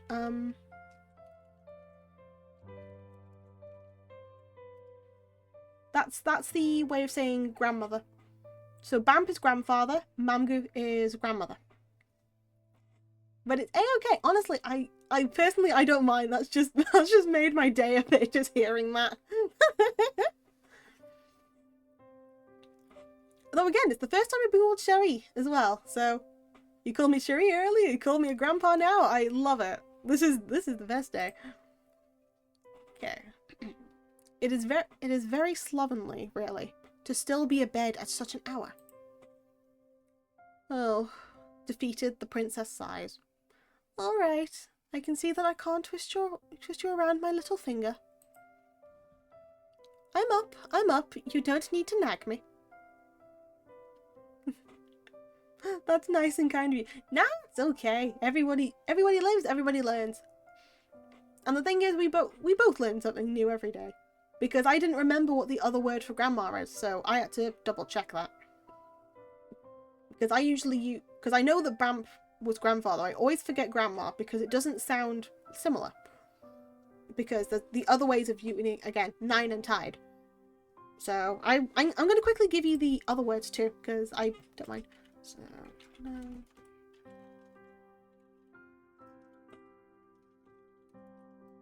So 9 tide.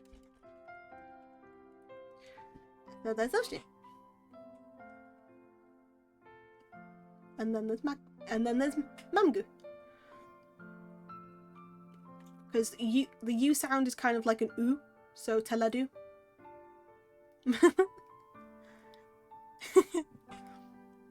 Yeah, no worries at all. I'm just happy to help. To be fair, it's kind of odd to see Welsh like unprompted in chat, so it's kind of funny to see that. So thank you. That has made my day.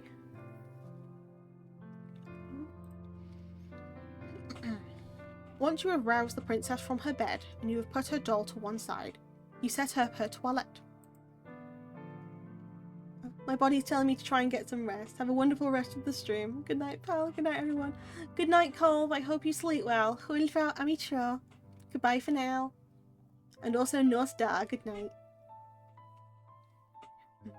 You aid the princess in the brushing of her hair, a chore to which she submits willingly, like a cat might allow its fur to be brushed. You allow yourself to ponder, as you run the bristles of the princess's brush through her hair, how wonderfully soft it feels against your skin. But a curious query from the princess, "Are you alright, dear one?" brings you back to your senses. You were rather lost in thought there. Look lively now.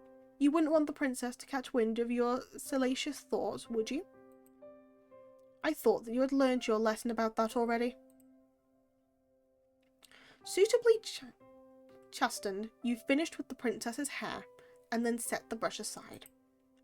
Now that the princess's tresses have been taken care of, you must start on her attire. The princess remains seated upon the edge of her bed, looking up at your askance.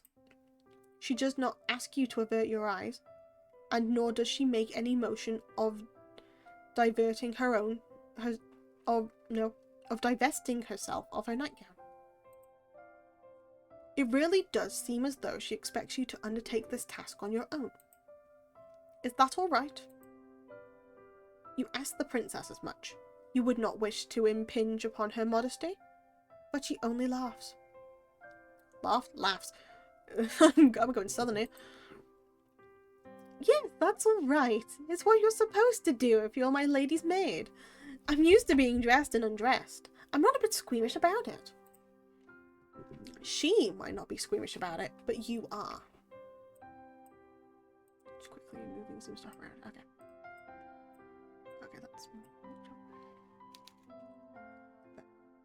You have never seen a naked woman before excepting yourself.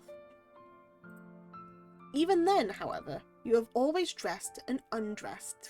Thank you for the head pat. Sorry, I got distracted by the head pats to finish the sentence. Even then, however, you have always dressed and undressed furtively, not wanting to examine your body for longer than it's strictly necessary. There's a saying in France, you'll always learn a language cuddling by pillows, more or less. You know what? That is a very fun phrase to know. Although that is kind of true. If you are passionate about something, and again that also includes other sort of passion, you will definitely learn like bits and pieces of different languages. Of course, the French would say that. Now, we don't profile over here. But the thing is, any sort of passion will get you to learn something, whether it be through like passion of the craft or passion through other means. I'm going to buy pillows with Japanese phrases now. Worth it. Hello, I cast manual breathing. Oh, Apollyon! Hiya, General. How's it going? I was going to call you Captain for a second. I don't know if that's appropriate. But how's it going? How you doing? But yeah, welcome on in, Apollyon. I'm still not going to say the L, like double L again. Thank you for the head pat. Thank you for the head pat, Velvet. Ah, you turned it off. Hi. Hi. You have never much liked the way you looked. You make a few more mumbled objections, but the princess sweeps them to one side easily.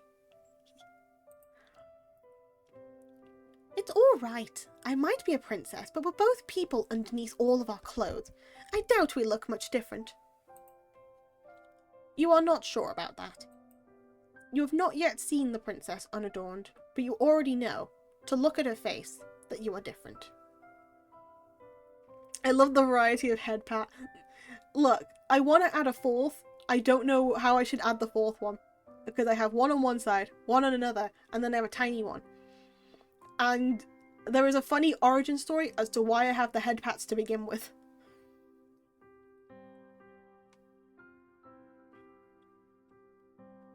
I'm doing good. I'm really glad to hear that, honestly. I am so glad to hear that, Polyon. I'm still confused as to what the game is about. So, visual novel, women dating women, but it's a case of we're trying to go through 3 different routes. We've already gone through one route where at the end of it we kind of got drowned by our lesbian fish lover. We are currently with a princess now, and we've become her lady's maid. So it's basically me just narrating a whole bunch of things because there's no other options, so it's definitely a visual novel. So it's just me narrating stuff and trying to get to the different endings. Women are a riddle to me. Look, same. Women are a mystery. Backhand head pat like fishy. Ooh. Oh, I see. Sometimes. Yeah, well, women are mysterious sometimes. I mean, I could do another head pat like that. Fish? Is this a fantasy thing? Yeah, it's a fantasy thing. We just had a fish lady. Now we have a princess, and there is like a normal townsperson, but it's also a psychological horror, but it's not necessarily full on with the horror aspect, but it can make people uncomfortable, which is why I've got a command now in place in case there's anything that could trigger people.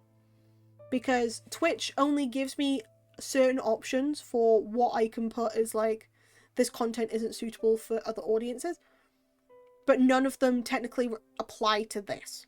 So I have to put my own measures in just to be safe. Which is why I now have a new command called Palpause, where if you feel that there is something that is going to trigger you a lot, then you just use that. Then I stop what I'm doing, we go and like sort out whatever's needed. If we feel like we can continue with the game, we can do so. If we feel like we can't continue, I don't. Women equals psychological horror. Accurate. You ain't wrong. You ain't wrong. Look, women are scary, man. I can say this. May I own my French cliches by a glass of red wine? You can. You can do. More than happy. More than happy for cliches over here. Most cliches. I can't really, there's one Welsh cliche I really don't want to live up to, nor will I ever live up to. But we're good with cliches here as long as people are comfortable with them. You're not wrong, Maz. You're not wrong. Look, none of us are going to disagree with you, Maz. Women are mystery. Women are scary. Women are terrifying, man. Like I see women, it's like on one case, women. On the other case, women. Right. Women, gorgeous. But women, scary. Yeah, I love women as much as the next person, but everyone agrees it's scary to talk to them. You're telling me I get scared talking to other women. I get scared talking to other women too, don't you worry. It ain't just a men thing, it's a universal thing. Women are hot, but women are terrifying. I don't know what I'm supposed to say to them. I just go with compliments. And then I see if I can talk about Pokemon.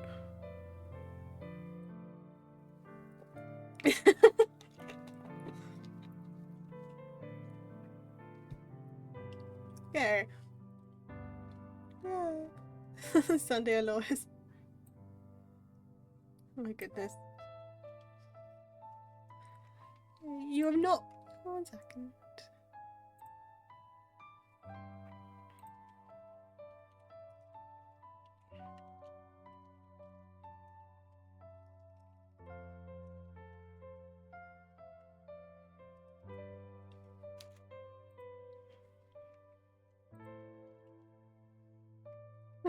Cheers. Sunday Alois. Cheers. So you're in literature. Yeah. I like, well, I am, as with this, I am technically a head librarian, but yes, I like literature.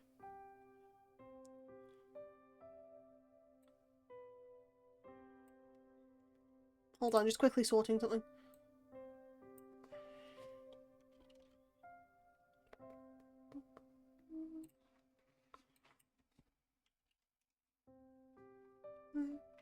But yeah, no, I like books, I like reading. I especially love reading, to be honest, so that is right up my alley. You may fascinate a woman by giving her a piece of cheese as a spell from 1971 book, The Complete Book of Magic and Witchcraft. Only advice I need to talk to women. To be fair, yeah, we get distracted very easily. I say we like I'm the representative of women at this point. Nah, I'm far from it. I am not the woman to represent women. Considering I am also in the same boat of how to distract a woman. Distract a woman? Distract a woman here. I should live up to that advice. Noted.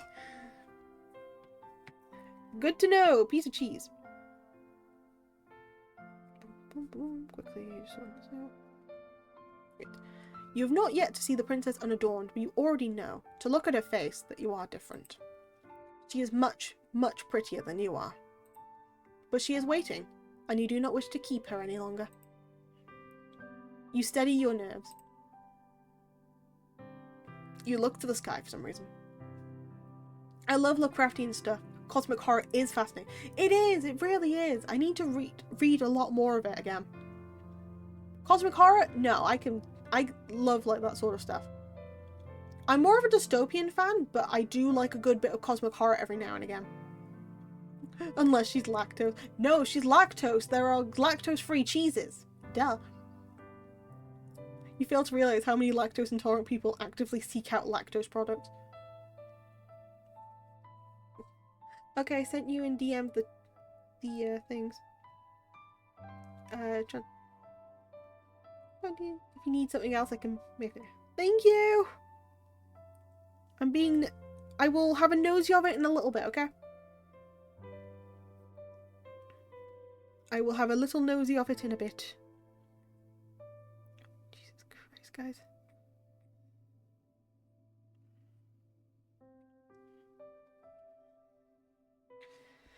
Thank you so much though, John. Diolch ba.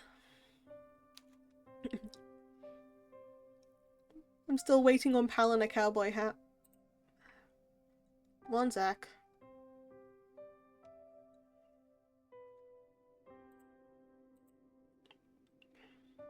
You were saying, Maz. You were saying, Maz. If someone walked up to anyone and randomly handed them a piece of cheese, I think anyone would be fascinated and confused.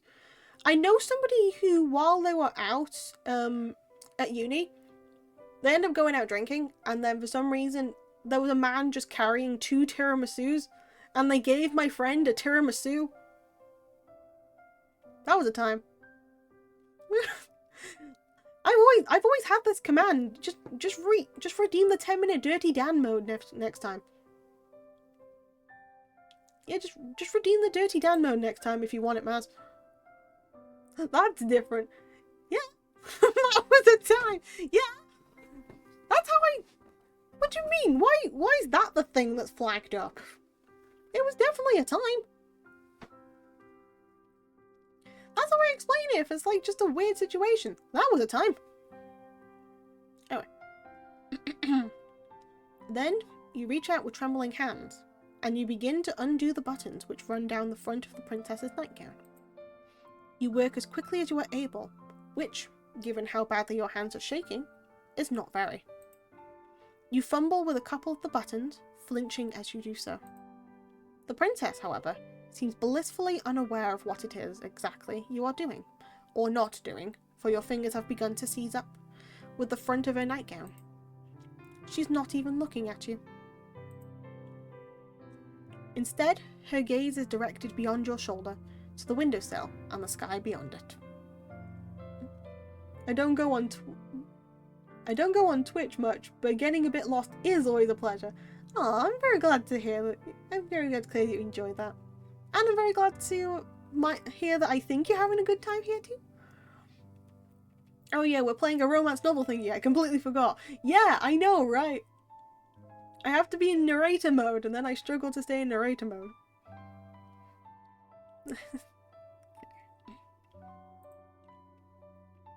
Isn't it particularly sunny? No, it isn't. It isn't particularly sunny, but I don't think it's too cold to go outside. Going for a walk might not be a bad idea. What do you think, dear one? You think that you would like to finish undressing the princess as soon as possible, so you can make some progress on dressing her again. The sight of all this exposed skin is bad for your heart. You know what? Mood. It's okay, but we have a bit of... It's okay, we have a bit of ADHD. Hey, I don't know if I have that or not. I probably don't. Or we just get distracted easily. I think I'll go with the second one. I don't know if... I don't think I'd have ADHD. I don't think.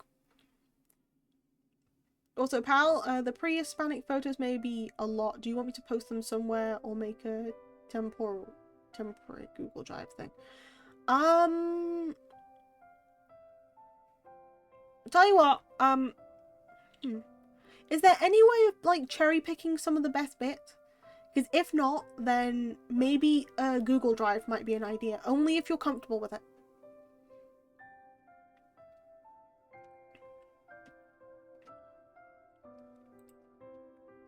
Okay, I'll do that. No worries. Okay, welcome on in, Squirrel. Welcome, Squirrel? Noisy. I saw the squirrel thing and then I meant to squirrel. Welcome on in, Noisy. How's it going? How you doing? I mean, book is 150 plus pages. Oh, jeez. I maybe just put the book cover in that and then just cherry pick. If you can explain women to me, then I'll break pandemonium for you or a Nobel Prize.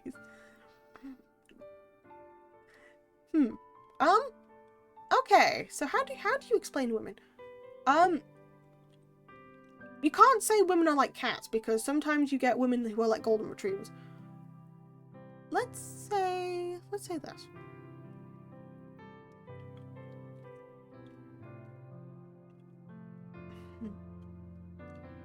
Women can be like pieces of art. It's a case of each one of them are precious, each one of them have many different meanings behind them. Some are a little trickier to take care of than others, while some are a lot more fragile. Even some of them that look the strongest happened to have the most damage. So each one of them is special in their own way. It's just a case of how you handle them, what you do in order to take care of them, how they've been treated in the past, and how they were created to this day. If that is an easier way of explaining how women are.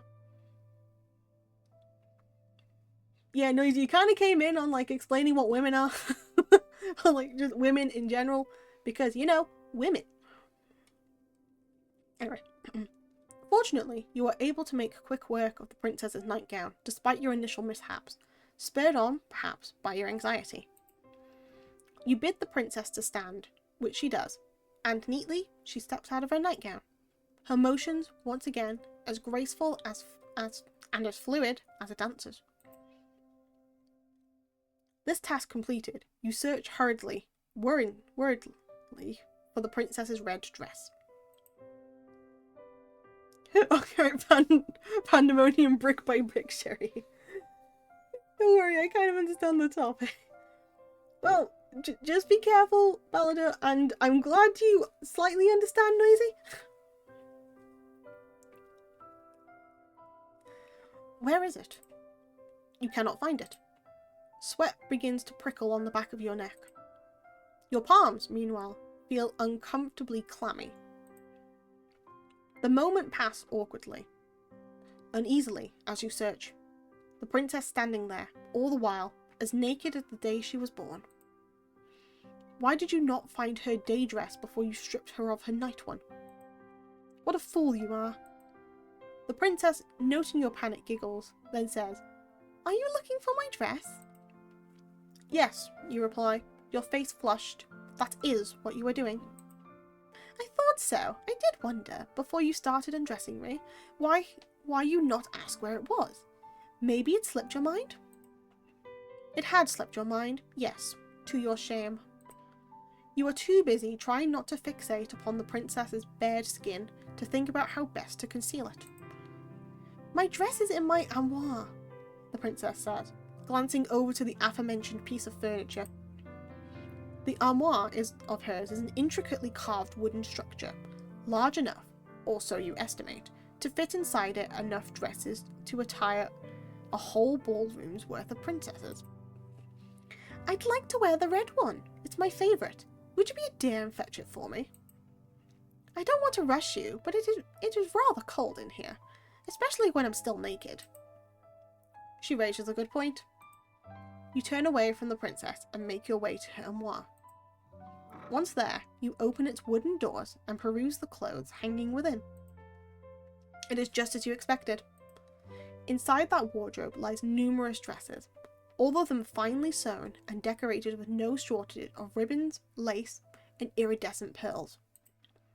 You find the princess's red dress soon enough, then hurry to her side. With your spoils in hand, you hurry to dress her, concealing once again the princess's pale skin beneath layers upon layers of soft red velvet. She is easier to look at now, you think, with her skin concealed. This might have been the most nerve-wracking task you have ever had to accomplish, even more so your perilous escape through the foggy forest. Been a pleasure. Always a pleasure to see you. Why, it seems a small miracle you can still remember how to breathe. The muscular philosopher once said, I'll be back. And I look forward to when you do, okay? Please take care, Balladur.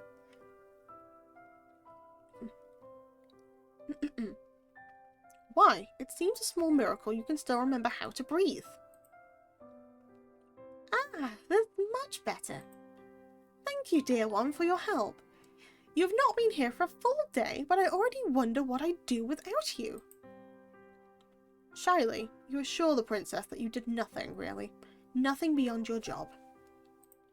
You did not do anything incredible. And, in any case, being complimented by somebody so pretty is embarrassing. Aw, don't be like that. I want to compliment you. Why shouldn't I, when you've been so helpful? It'd be rude not to. And anyways, I think you're very pretty too. Oh my. Your face flushes from this, more deeply than ever before. You ought to count yourself lucky, really. What with all this excessive blushing, that the princess does not seem to possess any vampiristic tendencies. You are making yourself quite the easy target. Now, the princess declares, why don't we go for a walk? It's a nice enough day, and I get so very bored being cooped up inside. You can't think of any particular objections to raise to this remark, and you think that the princess might have a good point. The protagonist. No, there is a chance. Exactly. Though, there's probably a chance either way. The protag is like me, for real, for real. Okay. The castle, though expansive, is somewhat stifling. A chance better than no chance, like I always say. The walls are so very thick, they put you in mind of a crypt.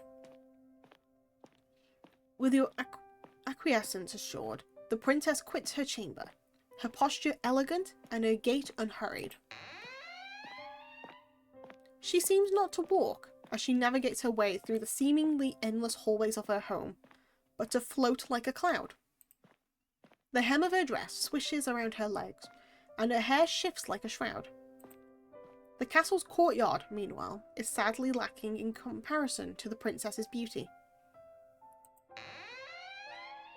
The courtyard is fenced by the castle's walls, which look, in stark mid-daylight, tall and imposing, faceless soldiers standing in sentinel. Bro, we're so in. Bro, she's taking us to the garden. We're in! Though the sun is out, it is not particularly bright, and neither is it particularly warm. The courtyard itself, meanwhile, is in a state of disarray. The flower beds are in shambles, all overgrown with weeds. It is all rather depressing. The princess's castle might be grand in scale, but the courtyard itself is simple, hemmed in to a claustrophobic degree, like a coffin. I don't like that. Don't like that. The princess, however, seems not to share your dolorous mood. Or dolorous even, sorry. She, instead, looked elated by her newfound surroundings, her smile unwavering. She gambols about like a lamb, flitting hither and thither as she examines the weed-infested flower beds. Her frolicking comes to a cease, however, by a bush. One is full of bright red roses. Oh, how pretty! Do you not think they are gorgeous, dear one? The flowers are not too disappointing, you suppose? Look at that PNG! They make for a fine spectacle, in fact. A welcome splash of colour when contrasted with the dullness and the drabness which permeates the rest of the courtyard. Though the other flowers in their beds are wilted, withered with things, it is not so for these roses. They are a rich bright red, just like blood. Their heads so full they almost seem to droop beneath the weight of their own engorged petals. They are pretty, in a sense. But there is something unsettling about them too. Something that is almost obscene. How did these roses become so very red? What has been sustaining them? Could it be possible? Just quickly tell my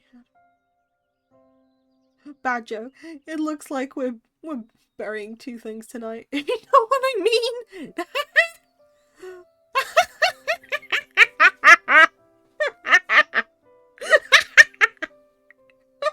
Oh my god, I love that.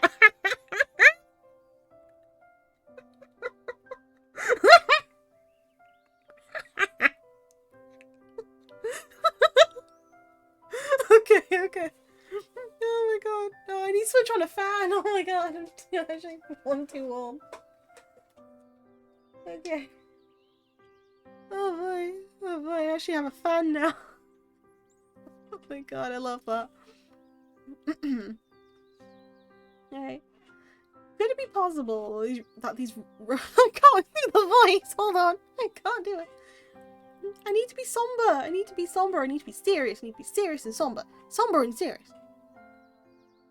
I can't do it now, can I? Okay, no, I'm good. Could it be possible that these roses have been draining the life from the other flowers which are struggling to grow within this garden? It is a fanciful thought, but... Oh, they are simply divine! Looking at these roses always lifts my spirits. They're really my most favourite flower. I simply must pick some of them. Perhaps I could use them to decorate my bedchamber. I could use a bit of colour. Wait. Hold on. That's the British spelling of colour! Oh my goodness, it's the correct spelling! Yay! Anyway. The princess reaches out as to pluck one of these roses free from its resting place among its brethren. You watch her, your breath bated, anxious like this gesture might result in perforated flesh and bright red blood. But the princess is not as clumsy as you fear. Of course she is not. Who do you think she was? You? Game, why must you call me out like this? Why must you call me out like this, game? Rather than worrying about other people, you would be better served if you worried more about yourself. The princess holds her newly pilfered rose to her nose and inhales, her eyelids falling shut as the flower's sweet scent washes over her. A few moments of silence pass. Then, the princess begins to toy with the petals which adorn the flower's crown. Now, let me see. I wonder what fate has in store for me. She loves me. The princess plucks a petal from the flower's overburdened head. She loves me not. The princess continues with this childish incantation. all the while stripping her rose slowly and methodically of its petals. These petals flutter about the princess like bloody snow. The princess's voice, meanwhile, echoes throughout the courtyard, even more melodic than the strains of a pianola. A pianola? What's a pianola? What's a pianola? What's a pianola?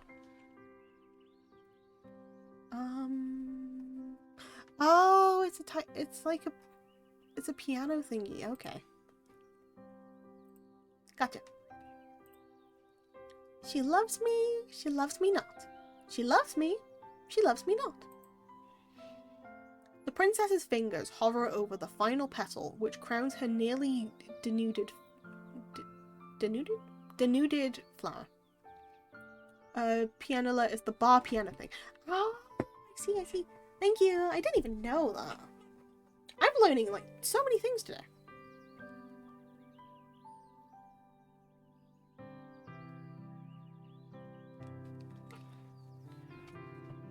Some pianolas are the automatic ones. Oh, I see.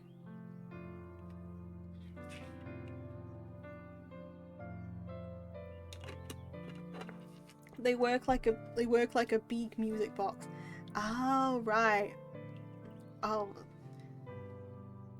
Oh, okay. I know what you mean. Then, with a triumphant smile, she declares, "She loves me! I knew it!" You watch the princess, amused by her girlish good cheer. The little mantra she begins reciting is one that you are familiar with. The girls of the conservatoire used to engage in this little game. The younger ones, at least, who believed that a fairy tale prince would whisk them away.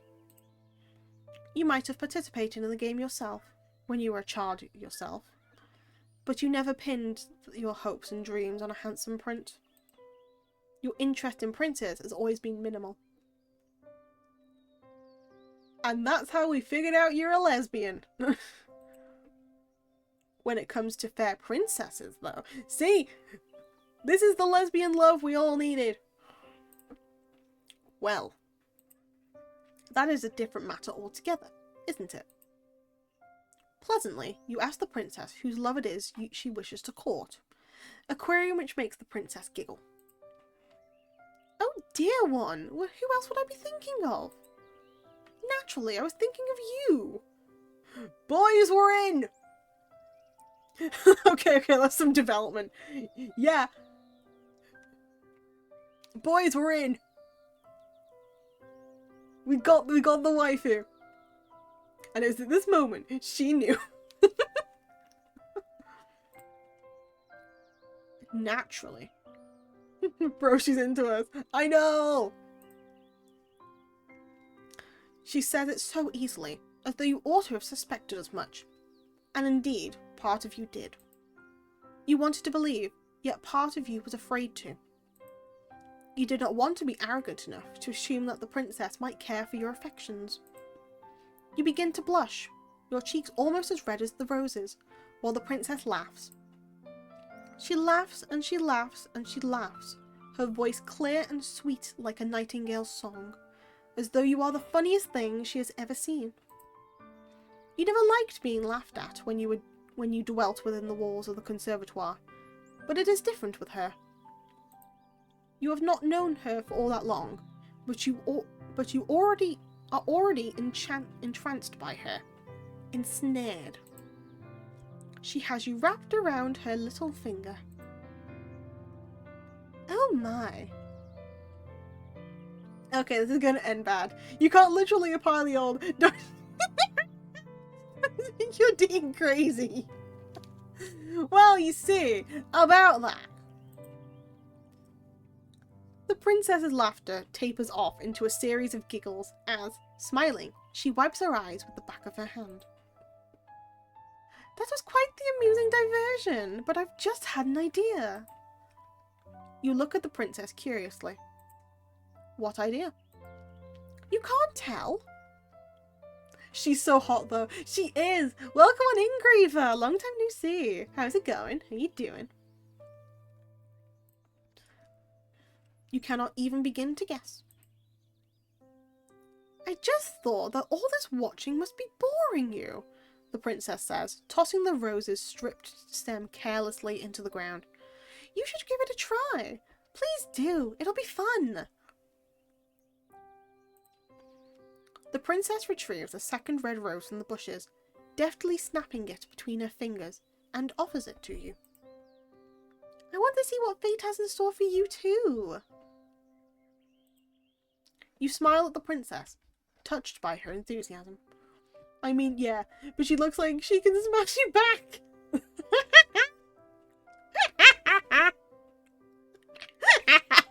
Oh my god. Oh my god, this is gonna be time. I will remind you of what the fish lady looks like in a minute. Hold on. Because because we're gonna have to give you a refresher of what the fish lady looks like. Okay.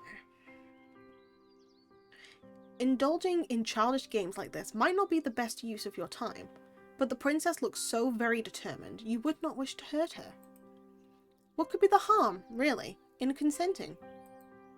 The only real casualty of this game will be one singular rose, the rose that the princess is holding towards you. You reach out, meaning to accept the princess's offering, but... Oh no! You are clumsy, and you seize the stem of the rose with a touch too much strength. The head of the rose might be pretty, but there is more to a rose than its bright red flowers. Roses have thorns too, a fact you are now being painfully reminded of. Can I do links here? Yep, sure, I trust you with them, John. I can post the mermaid. Yep, go for it. Go for it. You can do the mermaid. Hi, pal. Hi, chat. How's it going? Hi, Paulina. I'm not doing too badly. How about you? How's it going? How you doing?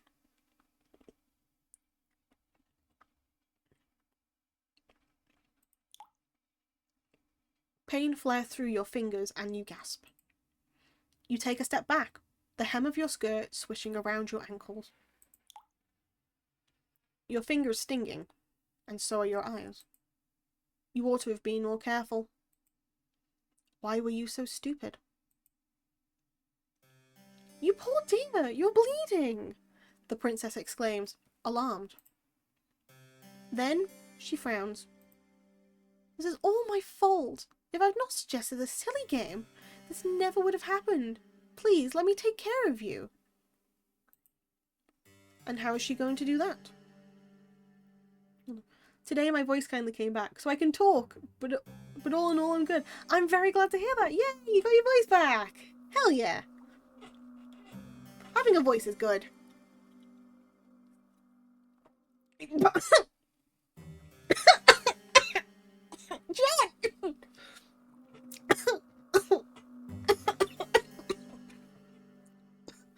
I take a drink, and you put that. Oh my god, I've got a headache. Hold on. Give me a sec.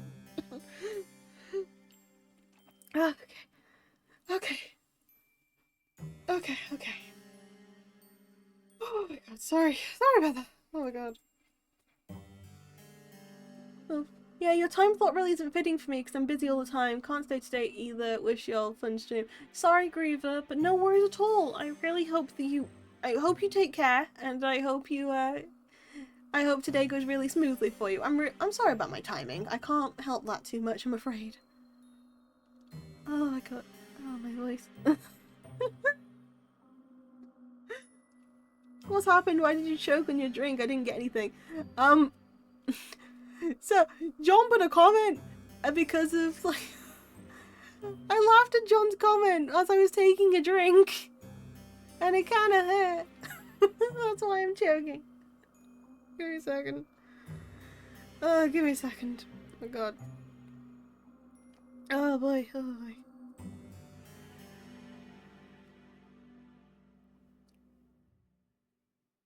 Okay. John's comments have been top tier this stream. They really have been. John's comments are usually top tier every stream, but this has just been a day and a half. My goodness, man. And the thing is, this isn't John at 100%. This is John at like... It's not 100% for certain. Because you're still a little bit busy. But... Oh my god. He would be too powerful if he let himself get to 100.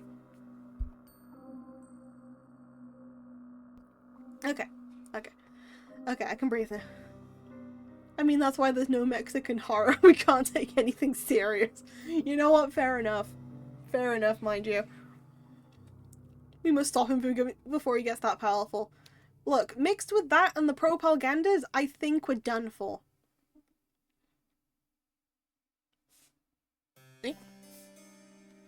Bless you, Spud. Sorry, I heard my cat sneeze, so I wanted to tell him bless you. No problem, my own fault. Nah, it's okay. It's okay. It's Jova, guys. John is literally my final boss at this point. John will take over the world. He really will. I'd approve of it. I'd support this claim. Bless you. Okay. I could, believe me, I could. Please at least spare some of us if you manage to take over the world, thank you. Come back again. And how is she gonna do that? Perhaps she means to take a handkerchief from her pocket, with which she might staunch your wound. Princesses tend to carry handkerchiefs around with them, don't they? Silken ones. I'm finally done. Welcome back, Dofi! Welcome, welcome! Yay! How else would they give brave knights tokens of their gratitude? Once these aforementioned knights have successfully slain dragons? Princesses can hardly dispense kisses as favours. It is simply not done. This is what you always thought, but... Please, hold still. This might sting a bit. This princess is anything but ordinary. Rather than take a handkerchief out of her pocket, she, instead, encloses her white slender fingers around your hand. Carefully, as though she is handling a precious object, she raises your hand, her eyes are fixed all the while on the beads of startlingly crimson blood which are oozing luridly from your wound. She licks her lower lip. Then she dips her head. And she eats. The thing is, I'm too lazy to do anything that kind of commitment.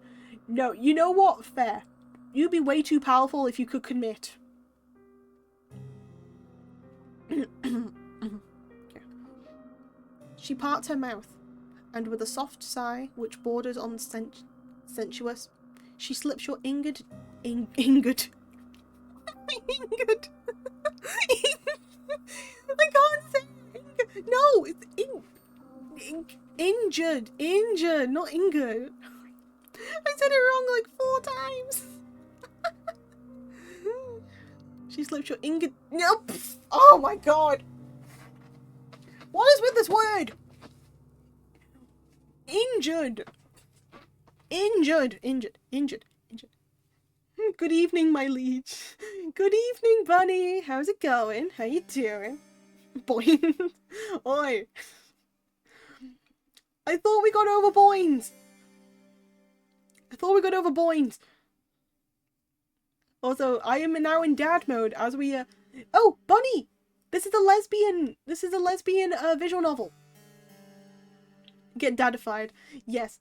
Bunny, this is a lesbian visual novel. We're currently dating the princess.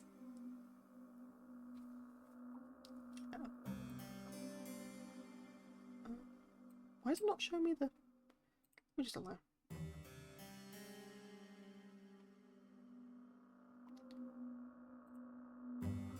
Yep. I know. This is a psychological horror lesbian visual novel. I will send it to you later if you are that interested. I'm just letting you know this now. It might not be Pride Month anymore, but women. The princess is going to be made into the protag. Oh, even better. Pal, women! Look, guy, have you considered women? This has made my day, genuinely. I'll send it to you later. It's free. It's free, by the way. I'll probably send it to you in Tau, because it's a good game. Sweet girl necktie. This is not that kind of game! John, this is not that kind of game! My god. Thank you. No worries. It is free, and you think I'm gonna gatekeep this sort of stuff from you? Do you think I'm gonna gatekeep this sort of stuff from you? Me? Never. Anyway. Anyway, she slips your injured digit between her teeth. Neo Raid came to say hey! No!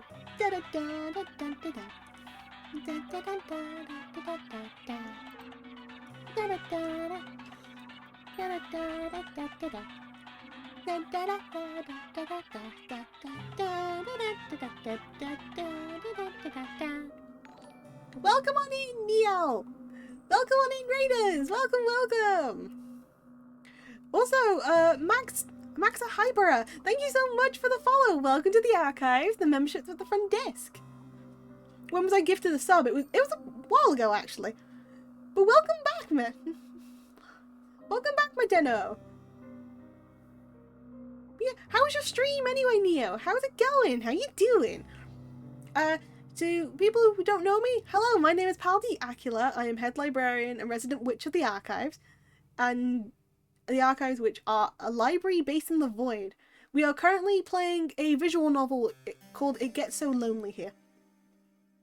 And I'm gonna let Pal do Joel. I have to go get a snow. It's all good, don't worry. But welcome on in. Doing a very chill time. We're talking about all sorts of stuff. Women, okay?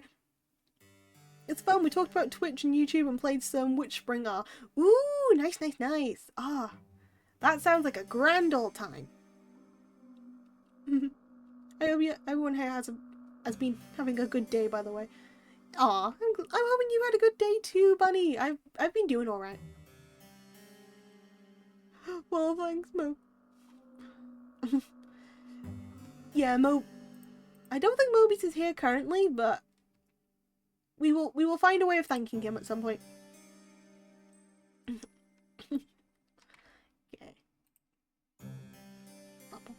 Okay. Clean her teeth. So much for princesses not dispensing kisses as tokens of appreciation. This might not be a conventional kiss, but it feels intimate regardless. Almost startlingly so. The princess's lips, which are as red as any rose, are enclosed around your index finger. You can feel the warmth of the princess's mouth about your skin, and the wetness of it. These sensations make your whole body quake. Before anybody gets concerned, no, this game is not going to go the way you expect it to.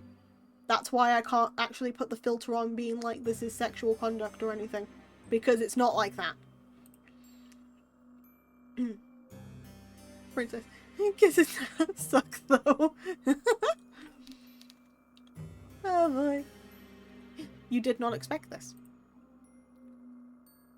Tremulously, in a voice which wavers, you ask the princess what it is she is doing. Oh?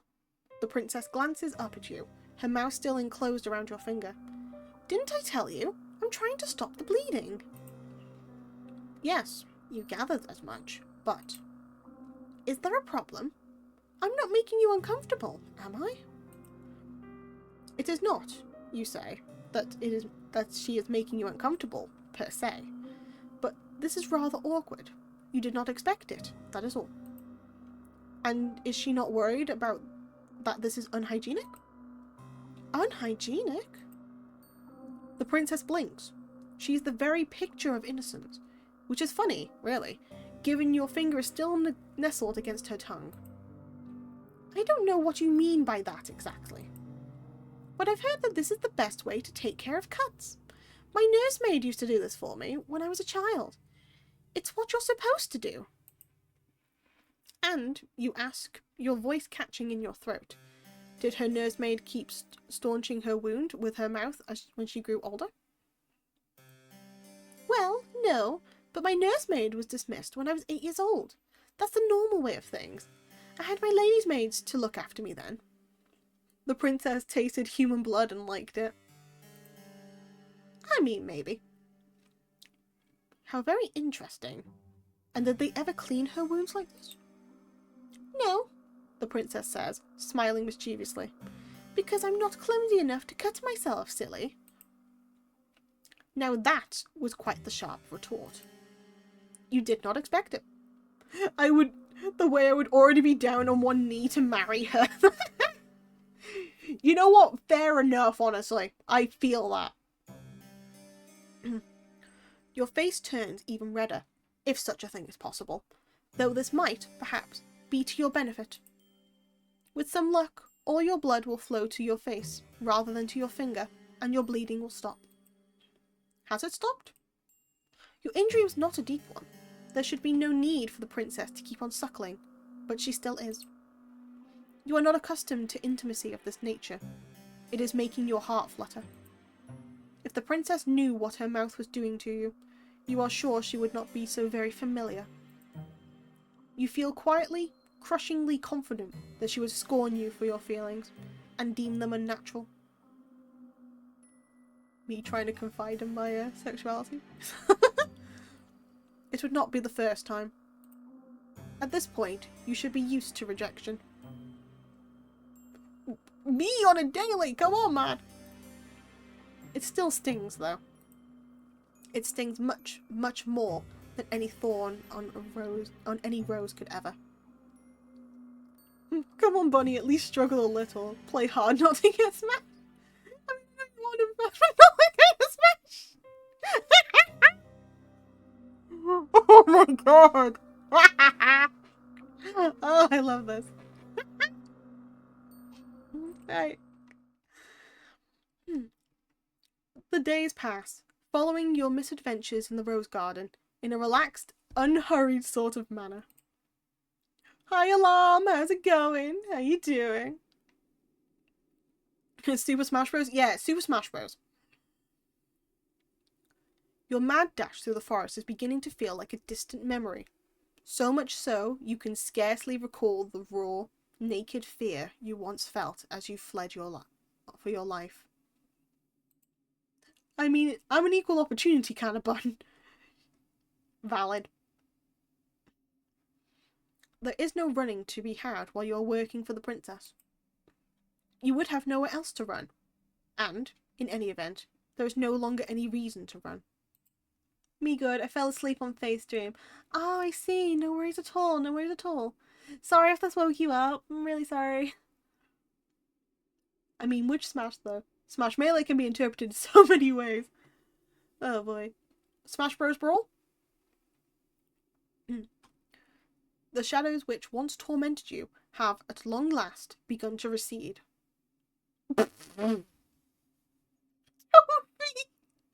Toby, what the hell, man? Toby! Toby! Oh my god. Oh my god, man. Oh my god. Oh, with you guys, I can't even keep a straight face. Oh my god. I'm so glad the try not to laugh is not today, otherwise I'd be done. Oh my god. Excuse me. You're excused, Noisy. My goodness. Okay. Oh, I should start sending my own vids for the You Laugh You Lose.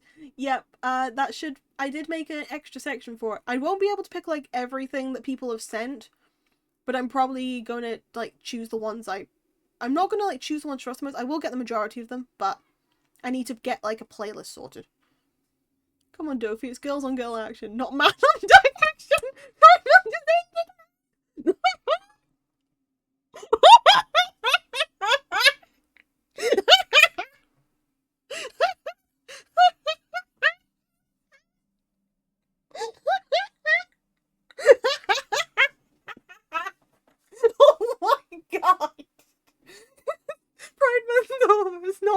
on dog action.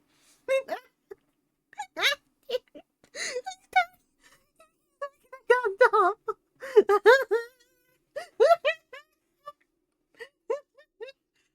Oh, I've got a headache. Oh my god, give me a second. Oh my god, give me a second. Oh my. Oh, bubble bath. Oh my god. Oh my god, you laugh. I can't read. Right, no, give me. Sorry, no, give me like 2 minutes, please. I can't. Right now, I can't. I need like 2 minutes. Hold on.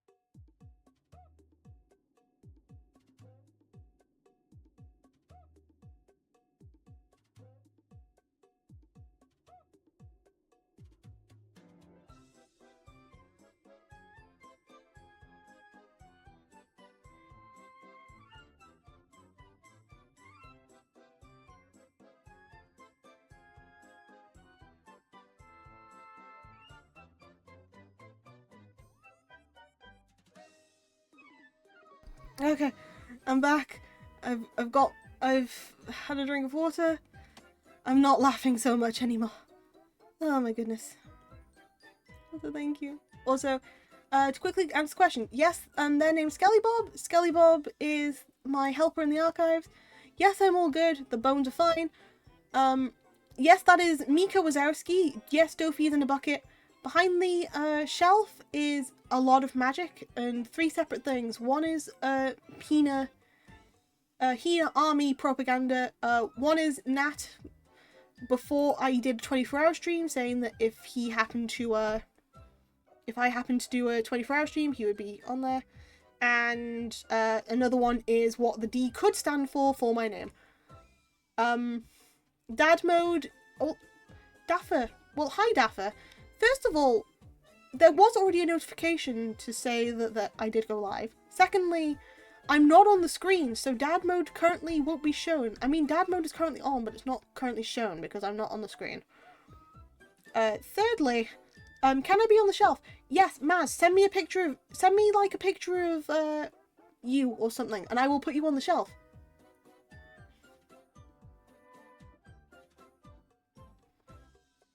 Notice is pretty weird. You get the top hat. Yeah, you send me that PNG again. I will put it on now. Send me the PNG again. I will put it on now for you. Okay.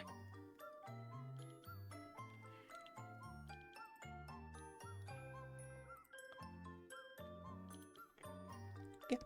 Just DM me on Twitter X. I will physically put that on for you now, and I will just quickly put it on the shelf. I'm still minorly recovering at the moment from a laughing, so that's why I'm currently on this screen, because I know for a fact the model's gonna just move left, right, and center. Harry Potter, right? No, not Harry Potter.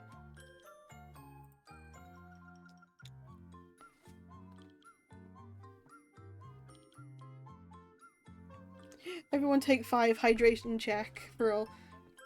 Yeah. Also, sorry. I know that you asked if I'm good earlier. Yeah, I'm all good, Bunny. Don't worry. My head's just a bit me.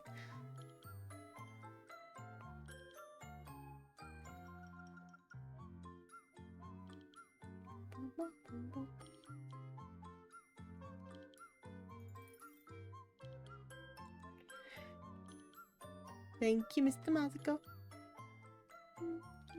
I'm having hot coffee right now. Coffee's fine. Coffee's good.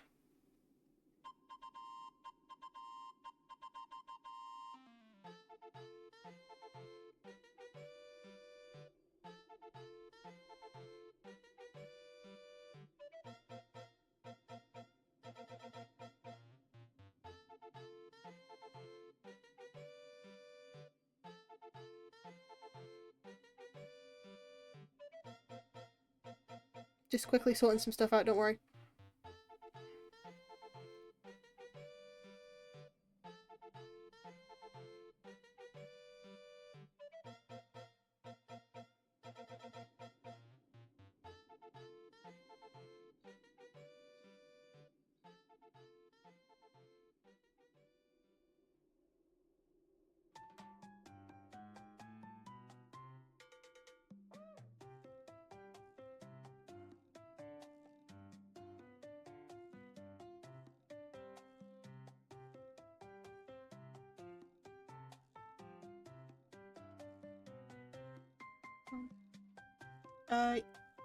Tea is caffeine, yeah. It's midnight and I'm drinking coffee. You know what, very nice. So Jack, come here. Hold on, I'm sorry. Just give me a second.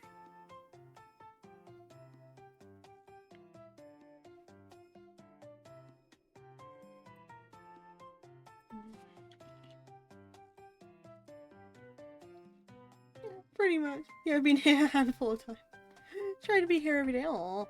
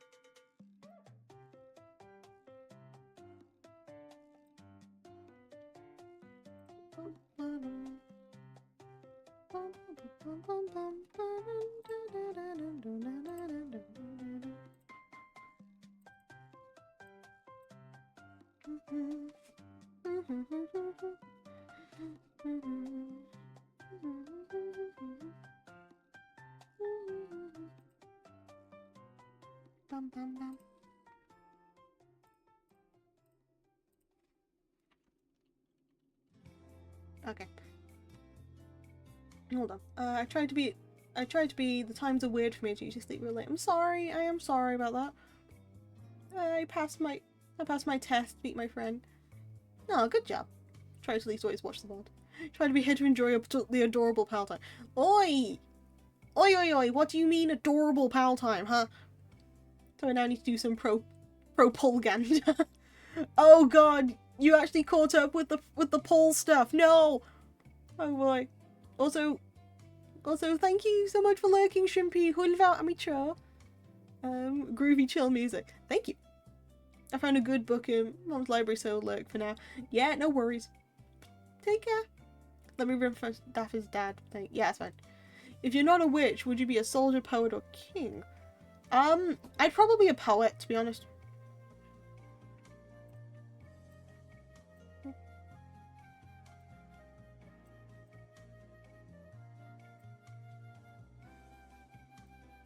There we go.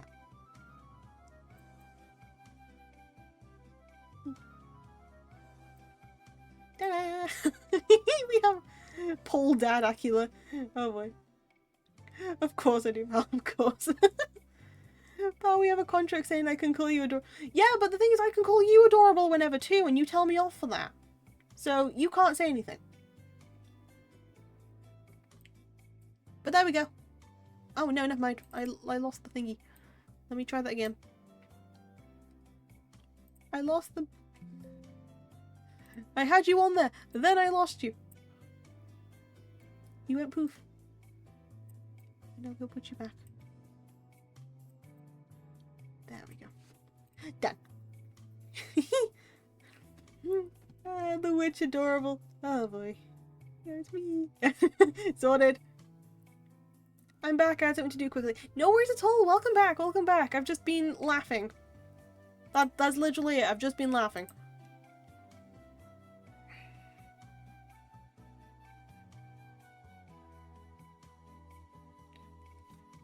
It's Maziko the snake. I know, with the top hat. Yeah! British snake. Yes. I've now had to admit to people that British is now a debuff for me. A monument of my defeat. It's not a defeat! You look so good in it! Come on, you look so good. Come on, man. Anyway. Okay. Okay, I'm back. I can breathe. I think I can breathe. Which house would you go between? Probably... To be fair, I think I'm in Hufflepuff anyway, Dapper. Dapper Maz. It is. Snack, best kind of... Don't let it drop. It's all good. Okay. Let me just pause the music. Okay. Back to the game. Okay. The shadows which once tormented you have, at long last, begun to recede.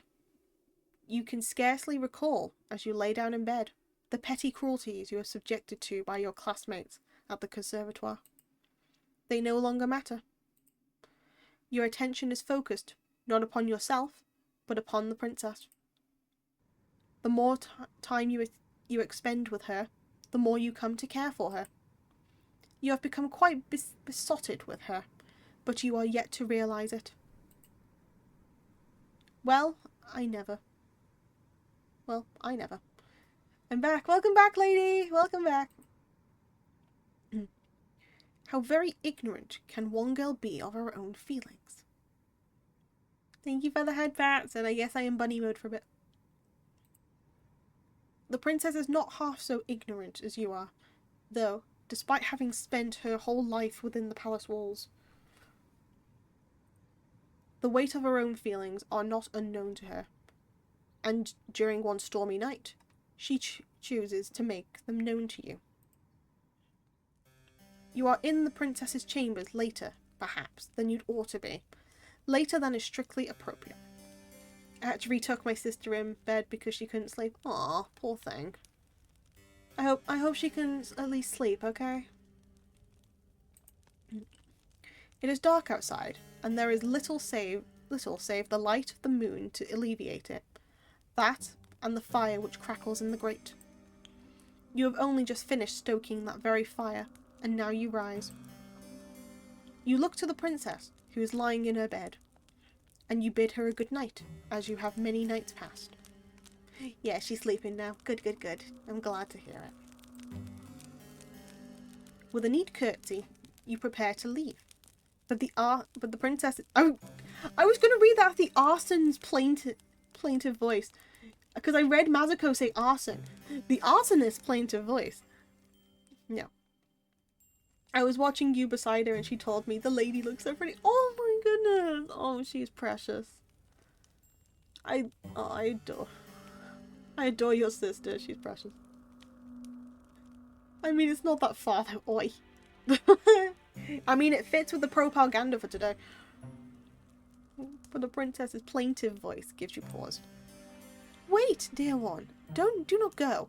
Not just yet. Even your sister thinks Pal is cute. Oh, come on.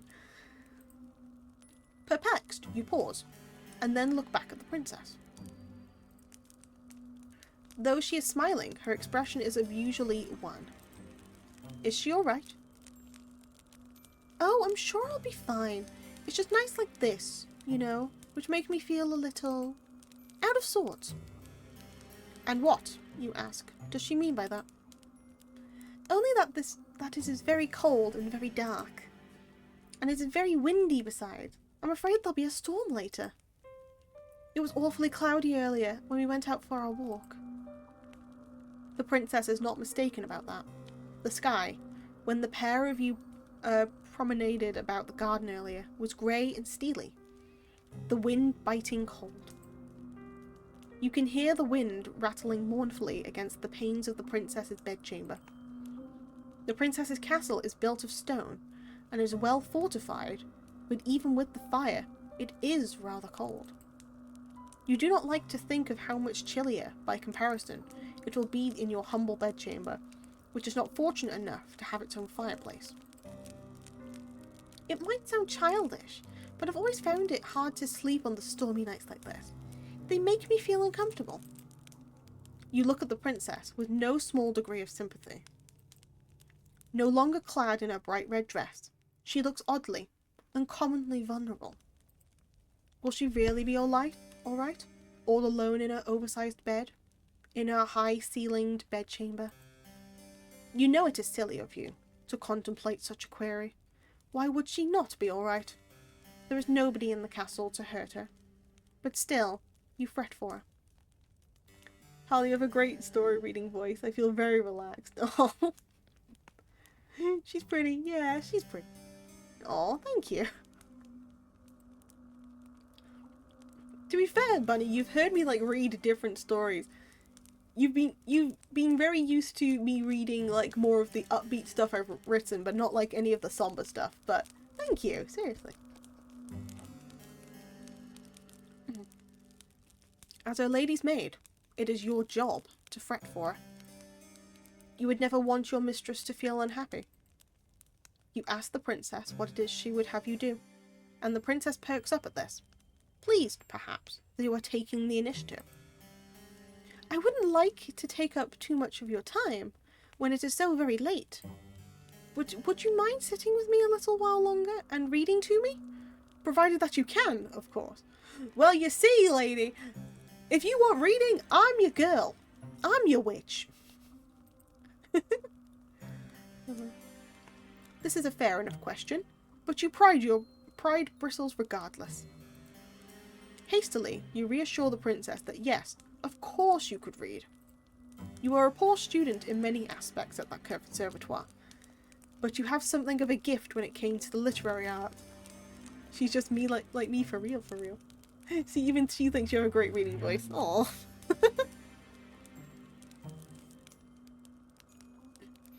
Reading books is all you have ever been good at. Same, bro. I see. I suppose I should have known. You're so incredible. I sometimes wonder if there's anything you can't do. Is it bad that you've watched 3 seasons? Nope, that's not that bad. What? The princess's high praises make you flush. Awkwardly, you look away. Being able to read, you reassure her, is not such a great feat. Perhaps it isn't, where you hail from, but it is here. Very few of my old servants could read, and they certainly couldn't read the books that I like. This piques your interest. Intrigued, you ask the princess what books, exactly, she likes. Well, I'm glad you asked. I'm fond of fairy tales, you see. Old ones from centuries past. I have a collection of them here, the princess says, indicating a book on her bedside table, as thick as a mortuary slab. Also, welcome back, Faith. Welcome back. The book is old, though, and the bindings are weak. The page is brittle, the writing woefully old-fashioned. I've made 0 progress on the interview prep. Oh no, Faith. Just make sure that you try and do like a little bit, okay? Just a tiny bit. I didn't trust any of my past servants with that book, but I think you would do a good job breathing life into those old stories. Prep speedrun then? I guess so. Would you mind reading to me for just a brief while? Please, dear one, oh please. The princess's request seems a simple one, expressed sweetly. So much so, you see no reason to refuse her. You take a seat beside the princess upon her luxurious bed, which sinks beneath your weight. Then you retrieve the leather-bound book, which is resting upon her bedside table, and spread it open. The pages of the book are very brittle, like the princess said, and the bindings of the book are loose. You can feel it in the heft of the book's manifold pages, the weight of the age concealed within it. How old is this book? Perhaps it is as old as the castle in which it resides. It is with a quiet voice, hesitant at first, that you begin to read to the princess, a tale of courtly love which culminates in a lavish wedding ceremony. All the while, as you read, the princess listens to you, enraptured, hanging, or so it seems, upon your every word. Once you read the final phrase embossed upon the pages of this aged tome, and they live happily ever after. The princess sighs as though this tale has touched her very soul. Would that there was a handsome prince to marry me. Wait, would that there was a handsome prince to marry me, she says somberly. Or, better yet, a beautiful princess. At this point, I think I would settle for a lowly scullery maid. You blush at this idle remark and mumble softly that this would not be proper. Hint, hint, cough, cough. The storm outside is still squalling, and you have never been one to raise your voice. You do not expect, therefore, that the princess will overhear you, but she does. She observes you, her head resting against her pillows, and says, "And what would be the problem with that, As my maid, shouldn't my happiness come before any silly ideas of propriety?" "Well, of course," you reply, "but for a princess to marry a scullery maid." "You're still hung up about that?" the princess titters. "Don't pay it too much heed. I'm just talking to myself." As if anything like that would ever happen. When there is no priest around, who would officiate it? You think there are greater issues with the princess's plan than the lack of priest, though she does present a good point. The castle is an empty one. Even if the princess were to find somebody that she loves, there would be nobody to make such a wedding official. You cannot help but feel like you avoided a good deal of nuisance. But, by the same token, do you not feel a touch disappointed? Well, never mind. That was a nice story, the princess says, but I'm not sleepy yet, and it's still storming outside. Would you read me one more? You would not mind, you reply, but it is getting late. You really ought to return to your own chamber. I know, but can't you find it in your heart to read one story to me? Just one. You can choose a short one. I won't complain. You have some doubts about that, but, as before, you cannot resist the princess's demands. It is not, you think, because she is a princess, though that is, of course, a part of it, but because she is. Would you read me like one of your French girls? Oh my goodness.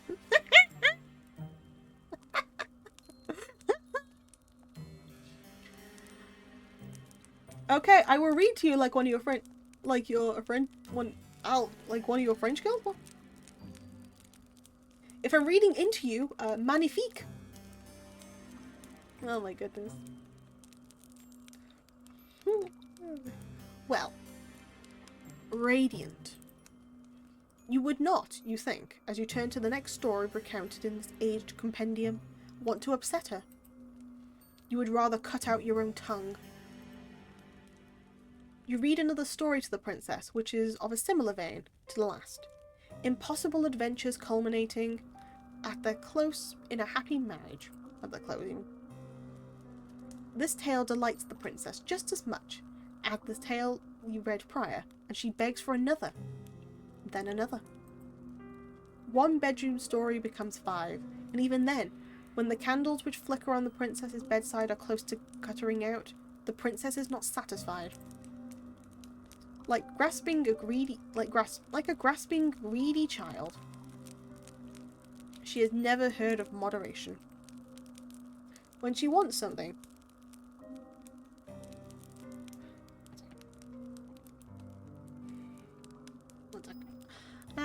I'm stuttering here. Another one, reading DJ Khaled voice, and another one, and another one.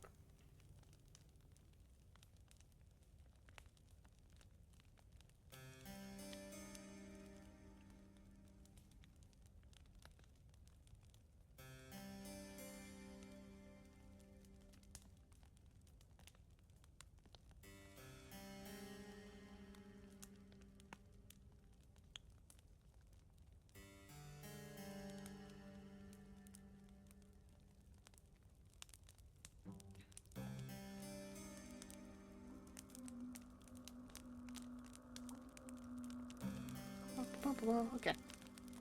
When she wants something, she seeks to glut herself with it. Her only request that of more.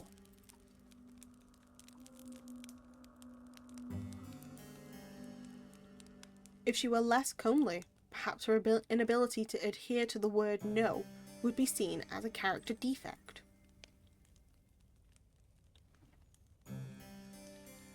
The princess is very comely, however, and so, when she makes her next request, you almost agree offhand, without considering the ramifications. I think I could go to sleep now, but the storm is still raging. I feel lonely on my own, in this big, empty bed, so... I know! The princess' eyes light up in the night sky, and in a thunderstorm.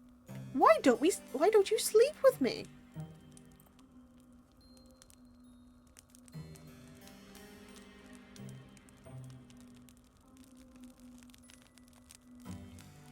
You stare at the princess, your eyes wide as goose eggs.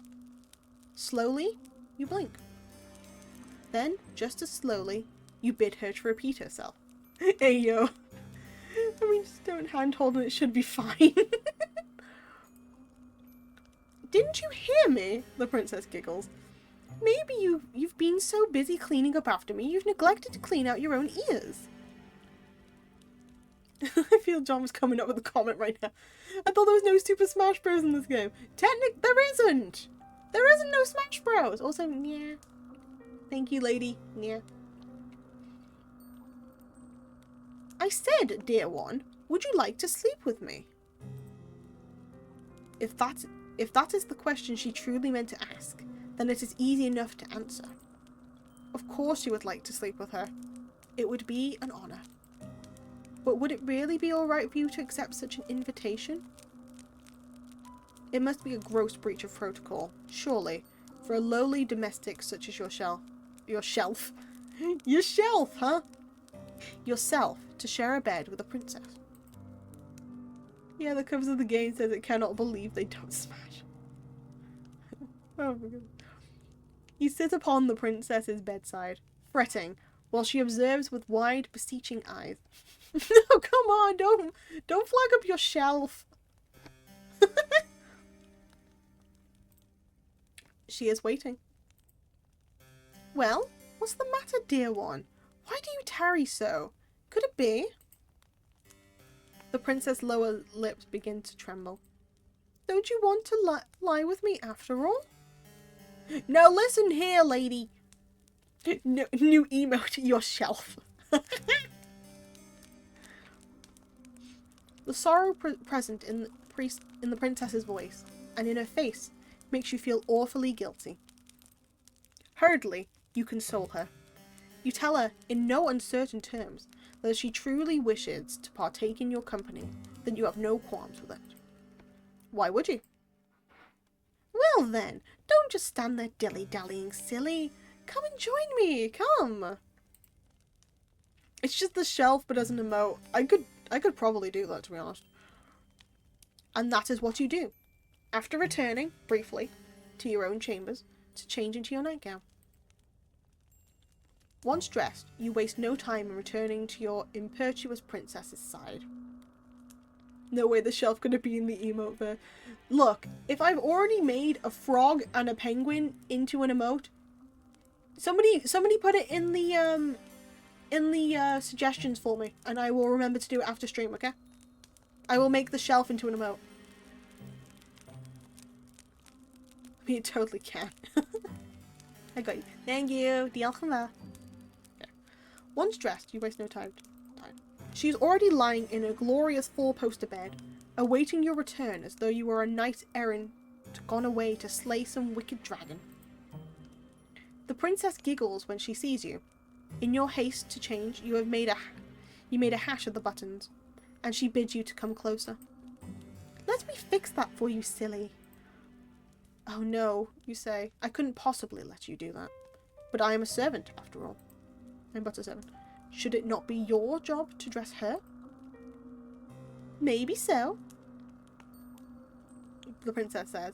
But I don't mind a bit of role reversal. It makes things more fun.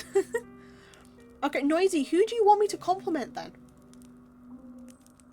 Noisy, you have to actually say who you want me to compliment if you're going to do that.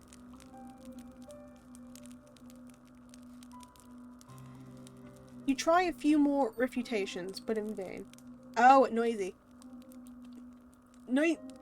Okay, Noisy is an absolute sweetheart to the point that anytime they appear in chat, I am always got a big smile on my face whenever they speak.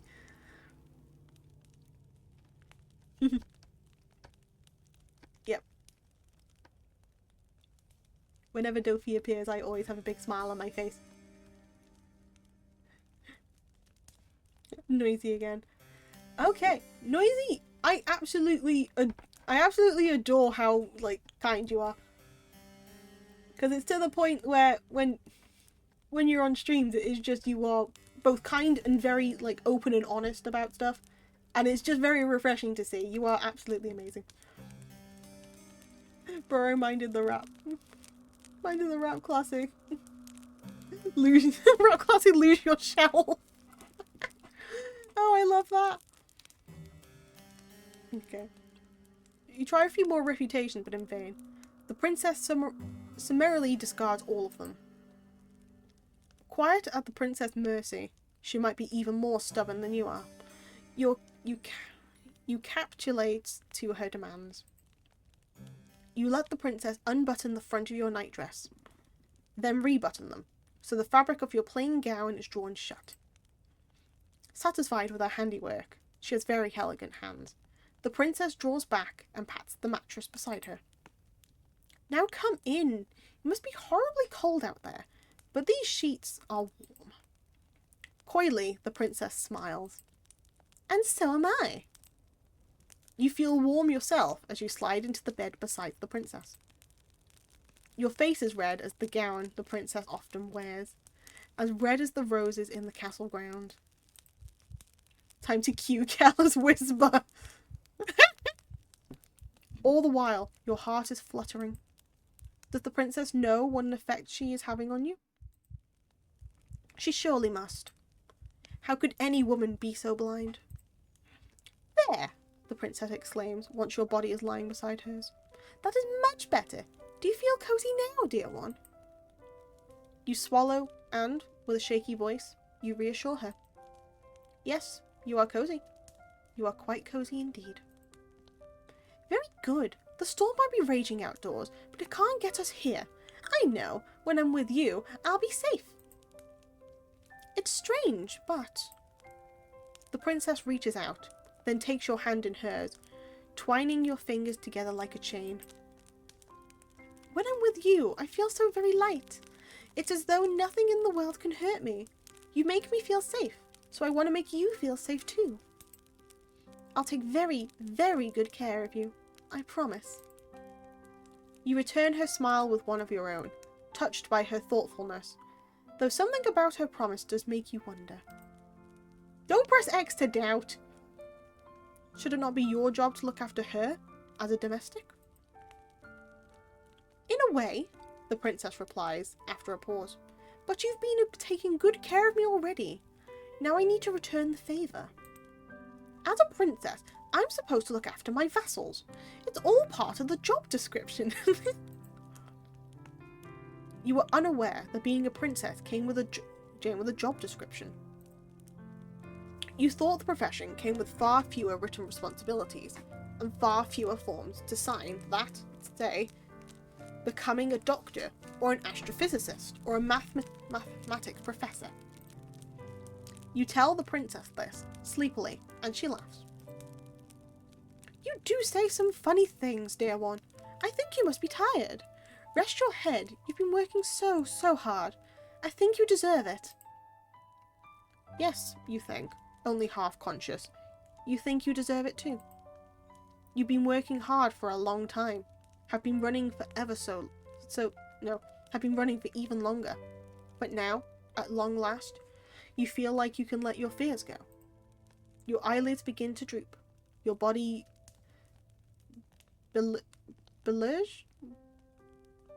beleaguered by a sudden, all-consuming fatigue. And in a quiet, understated sort of way, your consciousness is conveyed to Morpheus's kingdom. Your sleep is a deep one, despite the storm which rages outside. Princess, I'm not a smart girl, but I know what's smash. Not really. The wind is howling like a couple of wildcats, both locked in a vicious and bloodthirsty bout to the death, but you do not hear it. Swaddled by the warm blankets about you, and soothed by the princess's presence, you are immune from all the ills of the world. When you are with the princess, you feel safe, secure, and, yes, you even feel loved. It is a pity, then, that these feelings do not last for very long. You know that something's wrong, catastrophically so, the moment your eyes open. You open your eyes, even. Your thoughts are hopelessly jumbled, but you are certain that, when you fell asleep, it was in a bed. A nice, warm bed, no less, beneath soft, comfortable sheets. You are not lying in a bed right now, though. You are not, in fact, lying at all. Oh, hey, Skelly Bob! And Skelly Bob! And Skelly Bob! And Skelly Bob! And Skelly Bob! And I guess us too, but Skelly Bob! You are standing, instead, against a cold, hard wall made of stone. It's Skelly Bob's cousins. I know, right? Family reunion. The curve of your back is pressed against the wall so intimately you can feel its icy chill seeping through the fabric of your nightgown. Free Skelly Bob's family. Your feet, which are bare, are similarly pressed against cold, unfeeling stone. They feel so frigid you cannot help but tremble. You are trembling so much you can feel your teeth chattering together. They sound like castanets. The sound is almost jaunty as it echoes through your cell, for that is indeed where you are. The princess's bedchamber, wherein you fell asleep, is a thing now of the past. Mother warned me about women like you. I was hoping she was right. What the hell? I mean, you ain't wrong though, mind you. You ain't wrong. But what the hell? Oh my god. Hey buddy, you still want to marry her now? You are standing, instead, you realise, with a sharp start, in the cell of some great underground dungeon. You swallow, and when you do, you can taste something bitter on your tongue. Your stomach is beginning to churn with anxiety. You feel like you are going to be sick, a feeling which wells up inside you to a staggering degree when you catch notice of the stench. I mean, it's only a Raps family gathering. Markiplier, smash. You are not, you realise, the only one in the dungeon. There are others here. Others attired to the simple black and white outfits of the servants, which look much like the dress that you once wore. The others who are with you, however, in this expansive cell, manacled to the walls, are in no fit state to speak to you, nor to tell you of their plights. They are all unfeeling, unseeing, unbreathing. They are all dead. You cannot approach these servants to check their pulses, for you yourself are restrained. But even if you could, there would be no point. There is no way any human could survive the wounds which have been inflicted upon these sad, slumped bodies. Over there you see a woman slumped in front of her once white apron, stained with blackish blood. There is a gaping wound in her stomach, one through which her entrails have half escaped, in some sort of burgundy goop, which might once have been pale pink. There is another woman slumped beside the first, of a smaller stature. She is skinnier. She is not a woman after all, but an adolescent like yourself. She might even be younger. The girl's age, or lack of, did not preclude her attacker from inflicting upon her horrors, alas, for her body is even more mutilated than the first.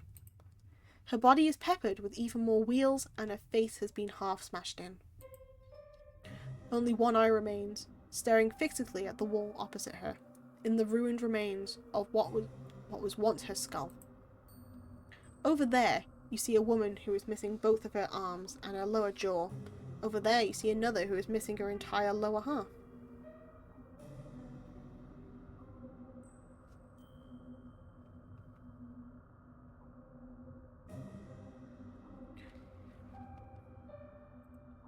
Where have her legs gone? You have no idea. The injuries afflicted upon these bodies are ghastly, but their advanced decay is enough to turn your stomach. You know not how long these carcasses have been lying down here, but they've begun to putrefy. All I want is a woman who will imprison me. How much to ask for? Missing the entire lower half. Oh, I recommend that when I see it. Oh my god. Okay. You fear a similar fate might befall you, should you stay here. You need to escape. Fitfully, you struggle against the manacles which bind you. But alas, it is no use. You cannot free yourself from the walls. Your restraints are much too strong, and you are much too weak. Panic rises up in your throat, cold and icy, while terror seizes your heart. This too, glacial. It is obvious that escape is impossible, but still you squirm and writhe like a rat caught in a firestorm. There is little point, however, to your struggles. You succeed in nothing as you attempt to free yourself, say making the steel manacles dig into your abused wrists more sharply than ever. You gasp. Red flags? No, no. You see, if you squint and tilt your head approximately 47.65 degrees to the right, you see there's a crimson magenta. Oh my. Oh my, what a time. Okay. That hurts. Well, you ought to have known that it would not work. The definition of insanity is, you know, a performing a set action over and over again, hoping for a different response. In a sense, perhaps one could argue optimism is not so very different from insanity. Now, that is an interesting point to consider. Would you not agree? No, evidently not. You are still trying to escape, you foolish girl, as if it will do you any good. The clangorous rattling of your steely restraints is rather starting to get on my nerves. You are making enough noise to raise the dead down there, in your dark, dingy cell, and all your screaming is hardly helping matters. I wish that you would cease this infernal racket, but I know you will not. Nothing I say could ever get through to you. Not that you have listened to me in the first place. Perhaps you would listen to her, though.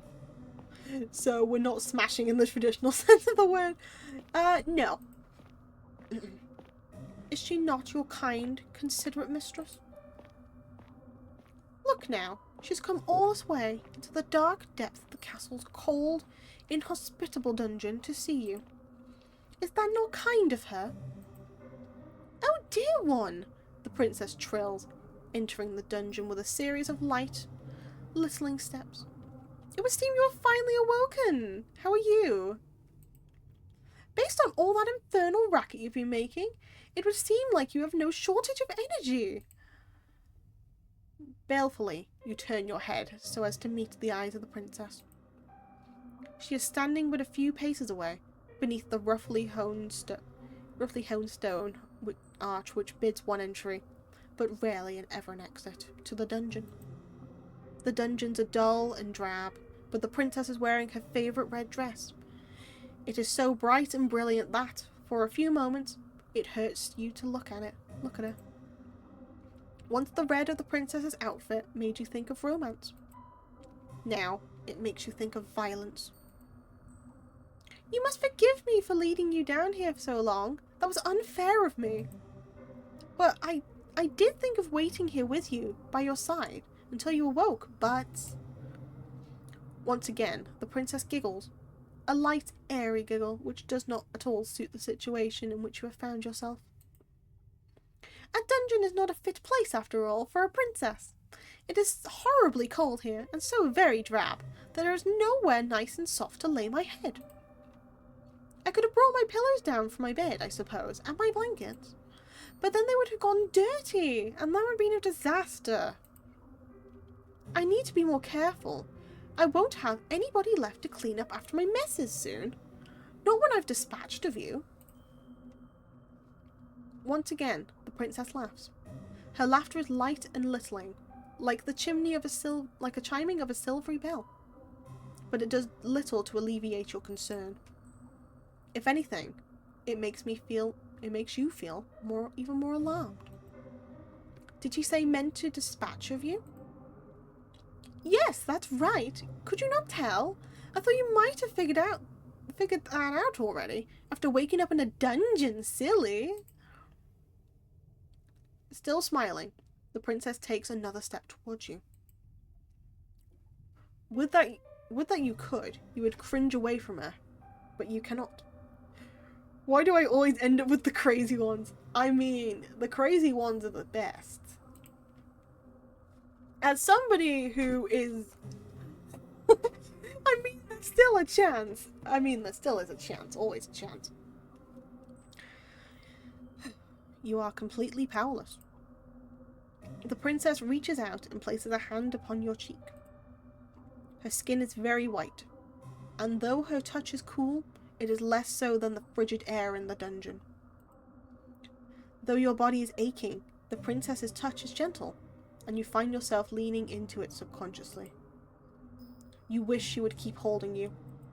You wish she would keep touching you.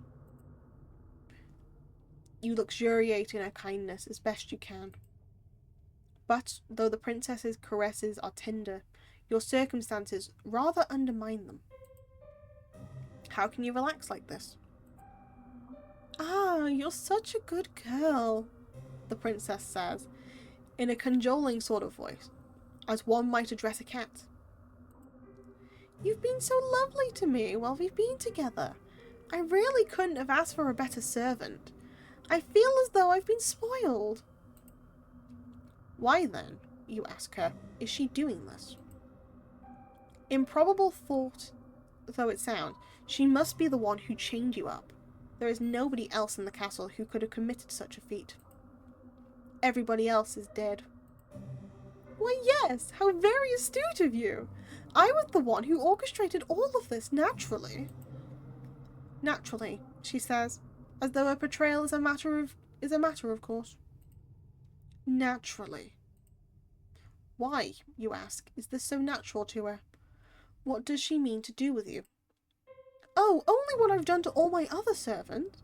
I have experience with this sort of thing, so please don't worry. I'll take good care of you.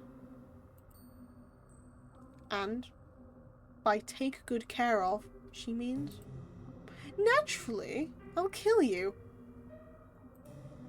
There it is again. That word. Which seems grossly inappropriate given all which has to trust. One! Toby!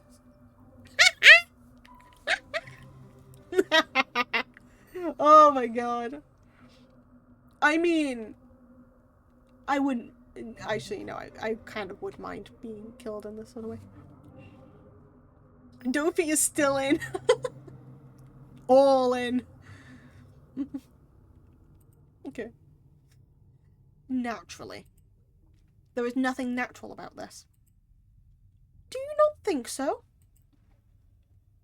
The princess examines you, her expression ponderous.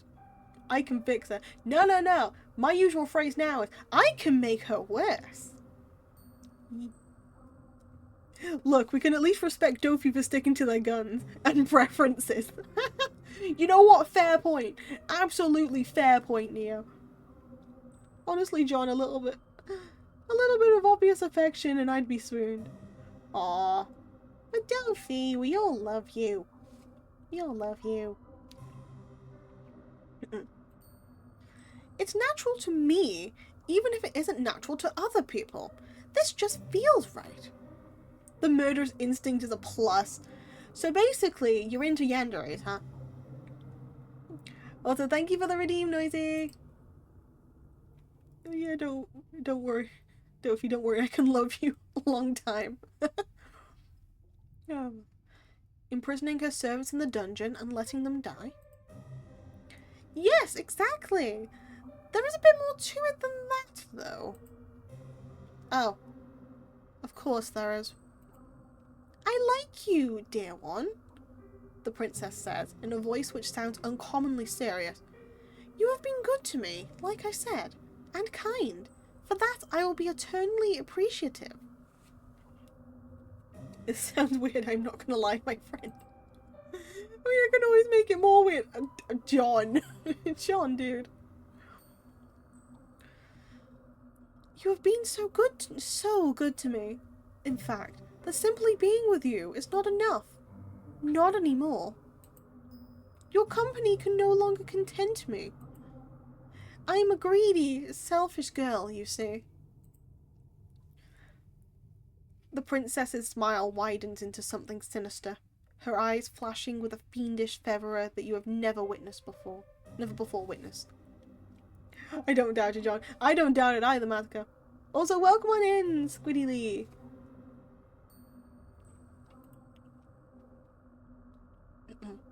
And I don't want to feel you beside me. I want to feel you inside me. Well. Well. Of all the things your charming captive could have said, you did not expect that. John commenting in. The princess, perhaps noticing your confusion, begins to giggle. A giggle even lighter than a meringue, and just as airy. Thing is, I don't mind reading the lines out. It's just very funny to me. I think I would cringe more if I were in a call with somebody. I think I'd be cringing if I was in a call with somebody I had to read that line out, okay?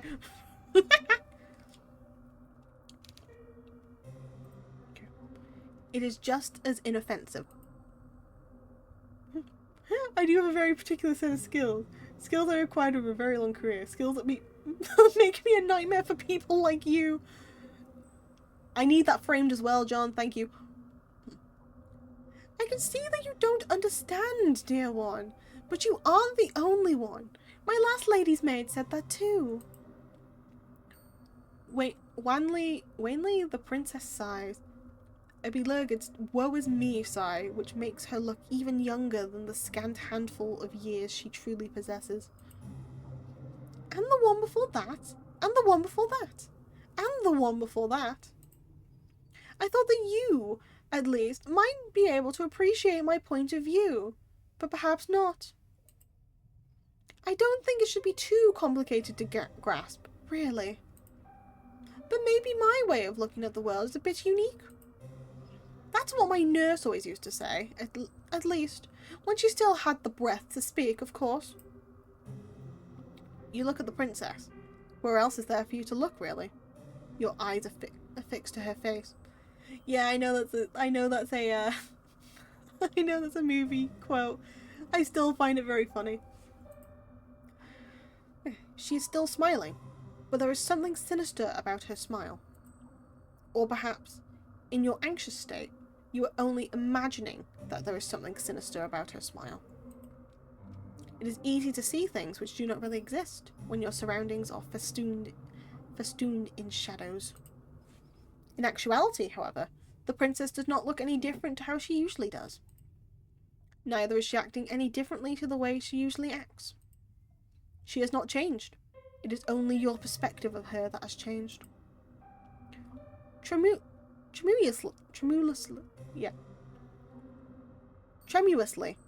you ask the princess what she means, a question that the princess is only too happy to answer.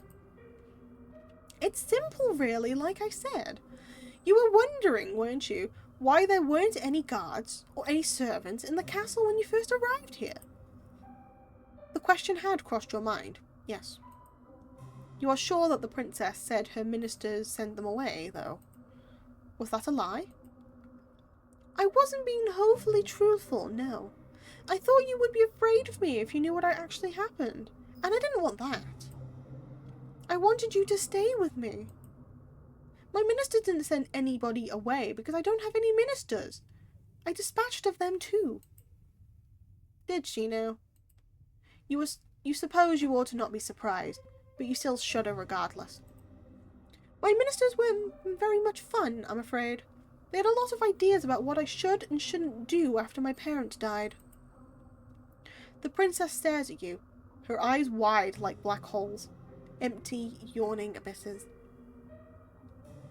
She murdered them. So I killed them!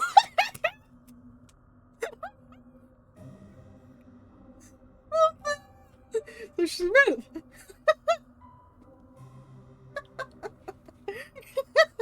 Called it. Ugh. I love that. I can still fix it. Okay, boys, we have confirmation. I killed my servants too, though I did a more thorough job with them than I did with my ministers. Nah, I'd let her ruin me. You know what? Valid as hell. I did not care for my ministers, you see. They were all fusty old men. But I did love my servants. I loved my ladies' maids, and my undermaids, and my scullery maids, and my housekeeper, and my cooks, and my large retinue of retainers. They were like my family. They raised me in my parents' absence, and I adored them. They were so very dear to me that I had no real choice. I had to eat them.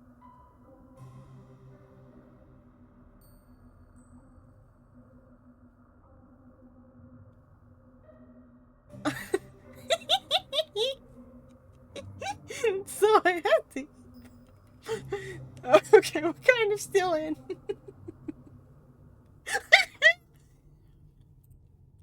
Does that follow? So we can be together forever, huh? Not logically, no. Why, you ask the princess, your voice trembling, would you eat the people that you love? It seems a poor way to repay them for their kindness. Well, why wouldn't you eat people that you love?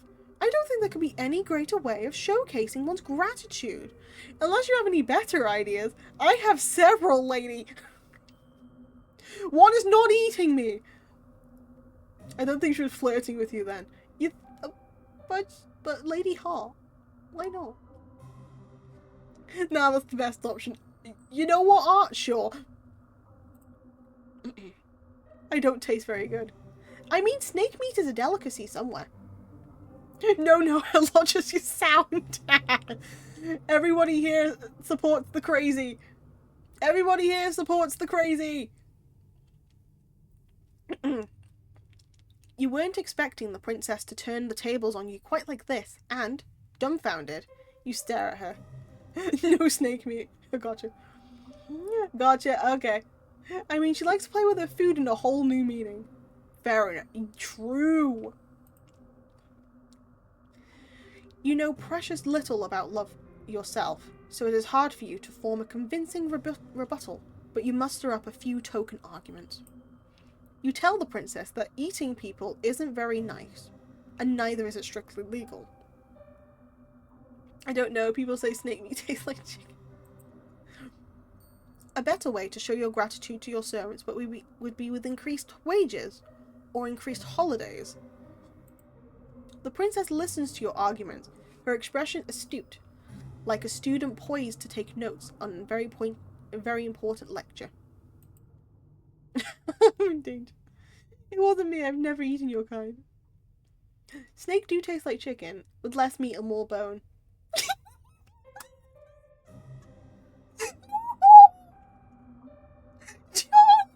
John!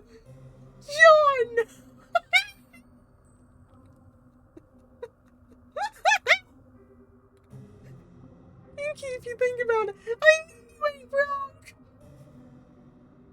Not eating people in this economy. I'm the show. Welcome on in, show. You've come at like a very fun time. That's it, I'm leaving. Maz, come back. We're not going to eat snakes. We're not going to eat snakes, I promise. Come back, please. John is just unhinged today.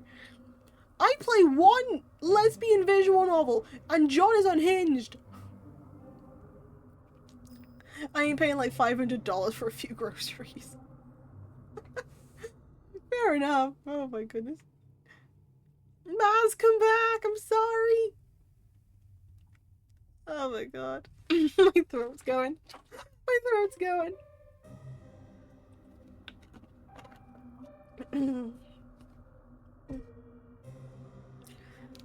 Once you are finished, however, her concentration fails her.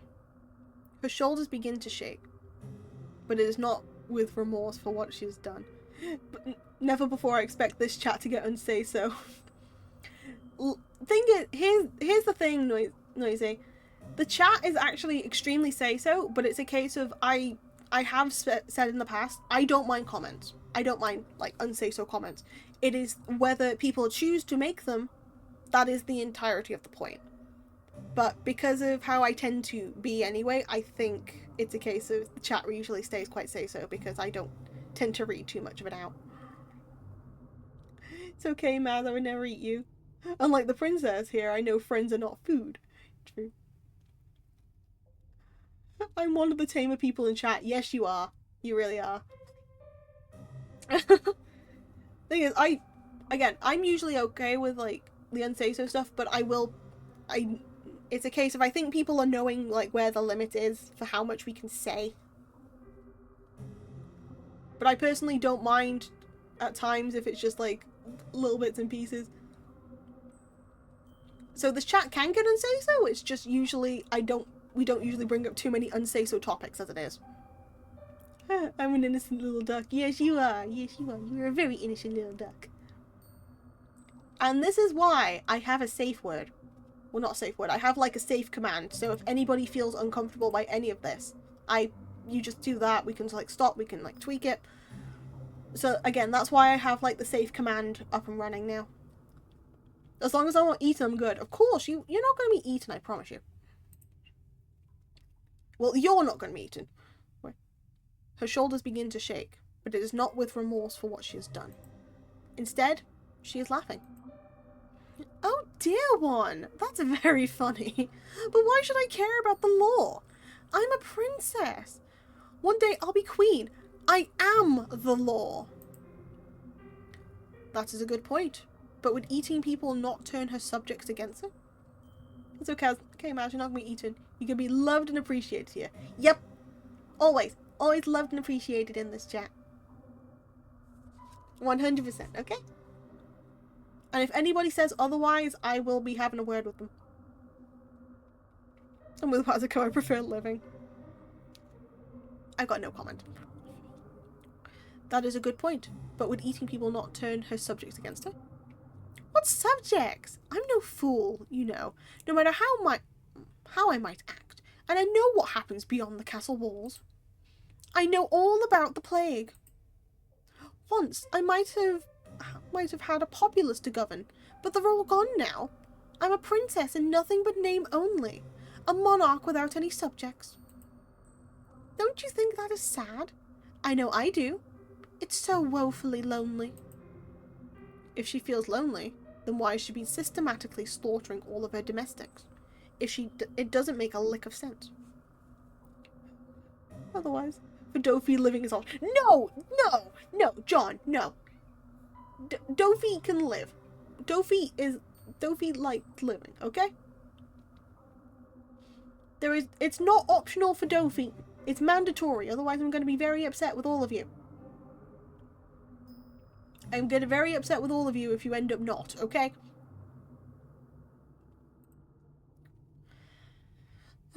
Perhaps not to you. Gently, the princess caresses your cheek. But I shouldn't judge you too harshly.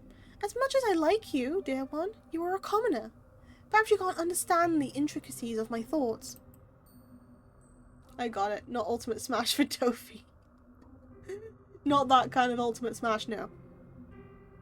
Privately, you doubt that anybody would be able to understand the intricacies of the princess's thought process, largely because it is unreasonable. You do not say that, though. Instead, you ask her the only question you can think to ask, with your weary throat which is sore from shouting. Why? Why, you ask? The princess blinks. It's because I don't want you to leave me, of course. Everybody leaves sooner or later, whether they have pledged their allegiance to me or not. That is simply the way of the world.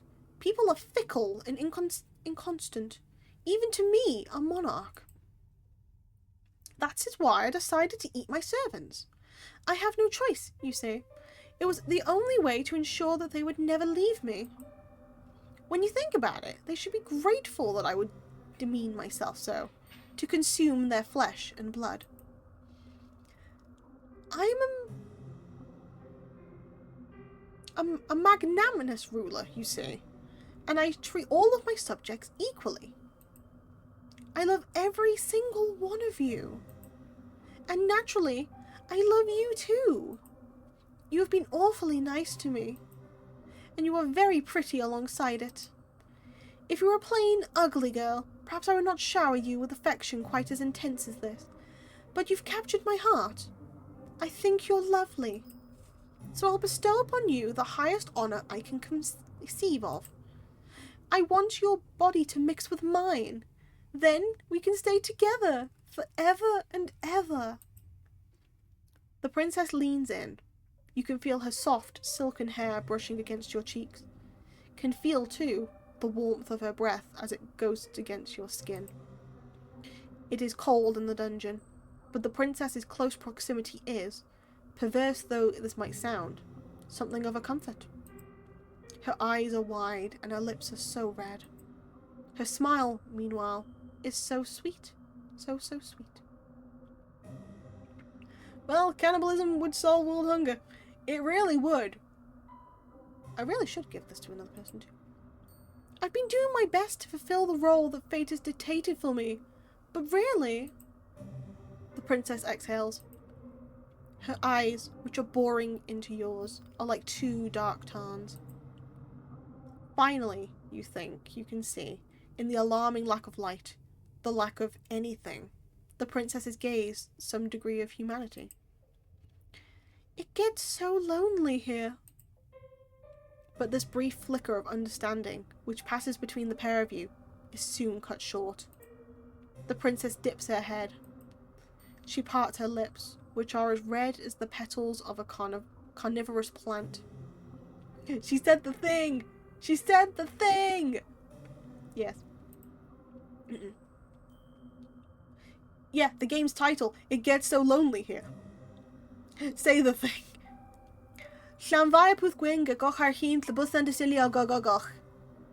The thing. You feel the princess's breath against your neck. It is warm in the icy chill of the dungeons, and you shudder from it. For a few moments, you think that this overture of the princess's could be romantic, in a way. But this, too, comes to a swift, merciless close. The princess' mouth is on your neck. The princess's teeth, sharp as needles, are in your flesh. The princess is draining your blood.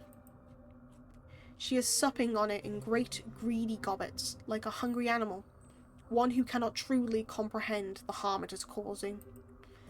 Even as the princess sups from you, her arms twined around your waist, you find you cannot hate her. She is far too unworldly. You are sure, as your consciousness begins to fade, that the princess was being sincere when she spoke of her love for her past servants. This is simply the way the princess expresses this great love of hers. A love which is so very abundant. It borders upon the monstrous. It is a love you never thought that you would ever experience. This love of the princess's eclipses anything you have ever known before. It eclipses sanity. It eclipses reason. It eclipses all notion that you might have had of right or wrong. The princess, as you know full well, does not care about such concepts. You have always possessed a stubborn core, nestled beneath your weak-willed exterior, but the princess is even stubborner than you are. In the face of her love, you have met your match. The princess draws back. Desperately, you gasp for air, but she does not give you any quarter. As before, she dips her head, her red lips redder still with your blood, and then slits apart her jaw. Her teeth, which are impossibly, inhumanly sharp, glint wickedly like knives. Then she tears out your throat. The front of your nightgown was white once. Now it is red. There is so much blood you can smell it when you inhale, sharper than metal. It is so potent that you can taste it on your tongue. You try to inhale, but this task proves to be beyond you, what with the twin perforations that have ruptured your skin. It's Jova. It's Jova. Your attempted breaths, when they escape your lips, sound like sad, sorry wheezes. Your whole body, meanwhile, feels as though it is on fire. You make for quite the sorry sight indeed. But you'll forgive me if my sympathy is limited. You did bring this upon yourself, you know. You reap what you sow, and in your case, you made a series of bad decisions, which led to your untimely demise. Now, what do you want to do? I'm going to quickly save here. Will you accept this fate of yours and rest in peace, or are you trying to fight against it? I need to do both options. So I need to accept my fate first for a different achievement, and then I go fight against it. Oh no, she's a squishy toy now. Yeah, accept my fate. What? Really? You're fine with being eaten alive in a dark, dingy dungeon, then being left to rot? That does not sound like a very satisfying ending to this particular narrative. But if that is what you want, then so be it. I do not mind indulging you. That is what I have always done, after all, from the moment we first met. I have dedicated myself tirelessly to answering your wishes, and this is no different. Do not be so foolish to think, though, that you can escape me, even if your life's blood is mingled with that of the princess's. I'm not going to relinquish my hold upon you that easily. I did pledge, after all, to remain by your side, come what will, fire or flood. I will never leave you. You will never be lonely again? I mean, we're the long port route now, so... Well, there it is. There's the second route sorted. There's one more route. So, there is technically one more route. I might not do it today because I've been going for like 4 hours and I was hoping to get through a bit more, but chat has been absolutely amazing today with all this. But I'm going to get to the next part first before I like end it. If I get my fair. That is a good answer. I must admit, I like it. It's impressive how very defiant you can be, even in a situation as discomforting as this. Now, try not to cry. Keep your chin up. This is but a minor setback in your story. Like all fair maidens, you are deserving of your own happy ending. You need only the strength to try and seek it out. Why don't we give this another go? Just try not to ensnare the hearts of any more monarchs, particularly those with unusual appetites. You are destined for far higher purposes than being an entree, and there are vastly more enjoyable ways to be eaten in this world. Game, why? Your fate, once again, is in your hands. Now I wonder, which path will you take? So we only have one option left. There was the beach, there was the castle, and now all we have left is the village, which is my personal favourite, but also the one I had to tackle last, because that is the one that does have like my slight sort of fear. I know it's only depicted fictionally, but yeah. It's like that's the one I kind of wanted to depict last, because it's my favourite, but also my most discomforting. I will save it here, so then we can start afresh another day. But yeah, that was fun. I'm going to leave the music on the background, mind you, because I like the music. But no, that was a lot of fun. You guys have been absolutely amazing today with all this. I might change tomorrow's stream then to... I'll do work anyway, but I might change tomorrow's studying stream to finish this game, because I kind of want to get this off my plate. Why is it always that we end up liking things that include most of what we don't like? I end up having the same issue with horror games and books. Yeah, no, exactly. I like horror games, and I like I like horror based things, and I'll just call myself out. I like yandere visual novels, but the thing is, that sort of thing kind of messes with my fear scale, man. I like yanderes, but I don't like yanderes. I don't think I can say I dislike anything. That's fair. Fellow cultured human. But yeah. Radio, I'm gonna call it here, because I'm probably gonna get some food. I'm gonna rest because I've been laughing so much and my throat is minorly gone from all this. So we are going to find somebody to go and raid. So let's see who's currently on. Thank you for the stream. No worries. No worries. No need to thank me. It's all well and good. Thank you all for joining, honestly. It's a pleasure as always. It's always a pleasure to see you guys too. Let's see, who's on? Who's on? Rue's on, Yumi's on, Kachao's on, Pika, Kiwi, Maddie's on. For the stream, thank you. No worries. You know what? I'm gonna send. I haven't done it in a while. I'm gonna send you guys to Rue. I haven't sent anyone to Rue in a while, but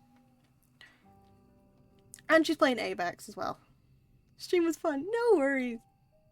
Yay! We get to go to Rue. Let me go raid. Following. Yeah, it's been a while since I've shipped people over there, so let's go and visit her for a bit. But yep, get those raids up, people! Where are you? Where are you?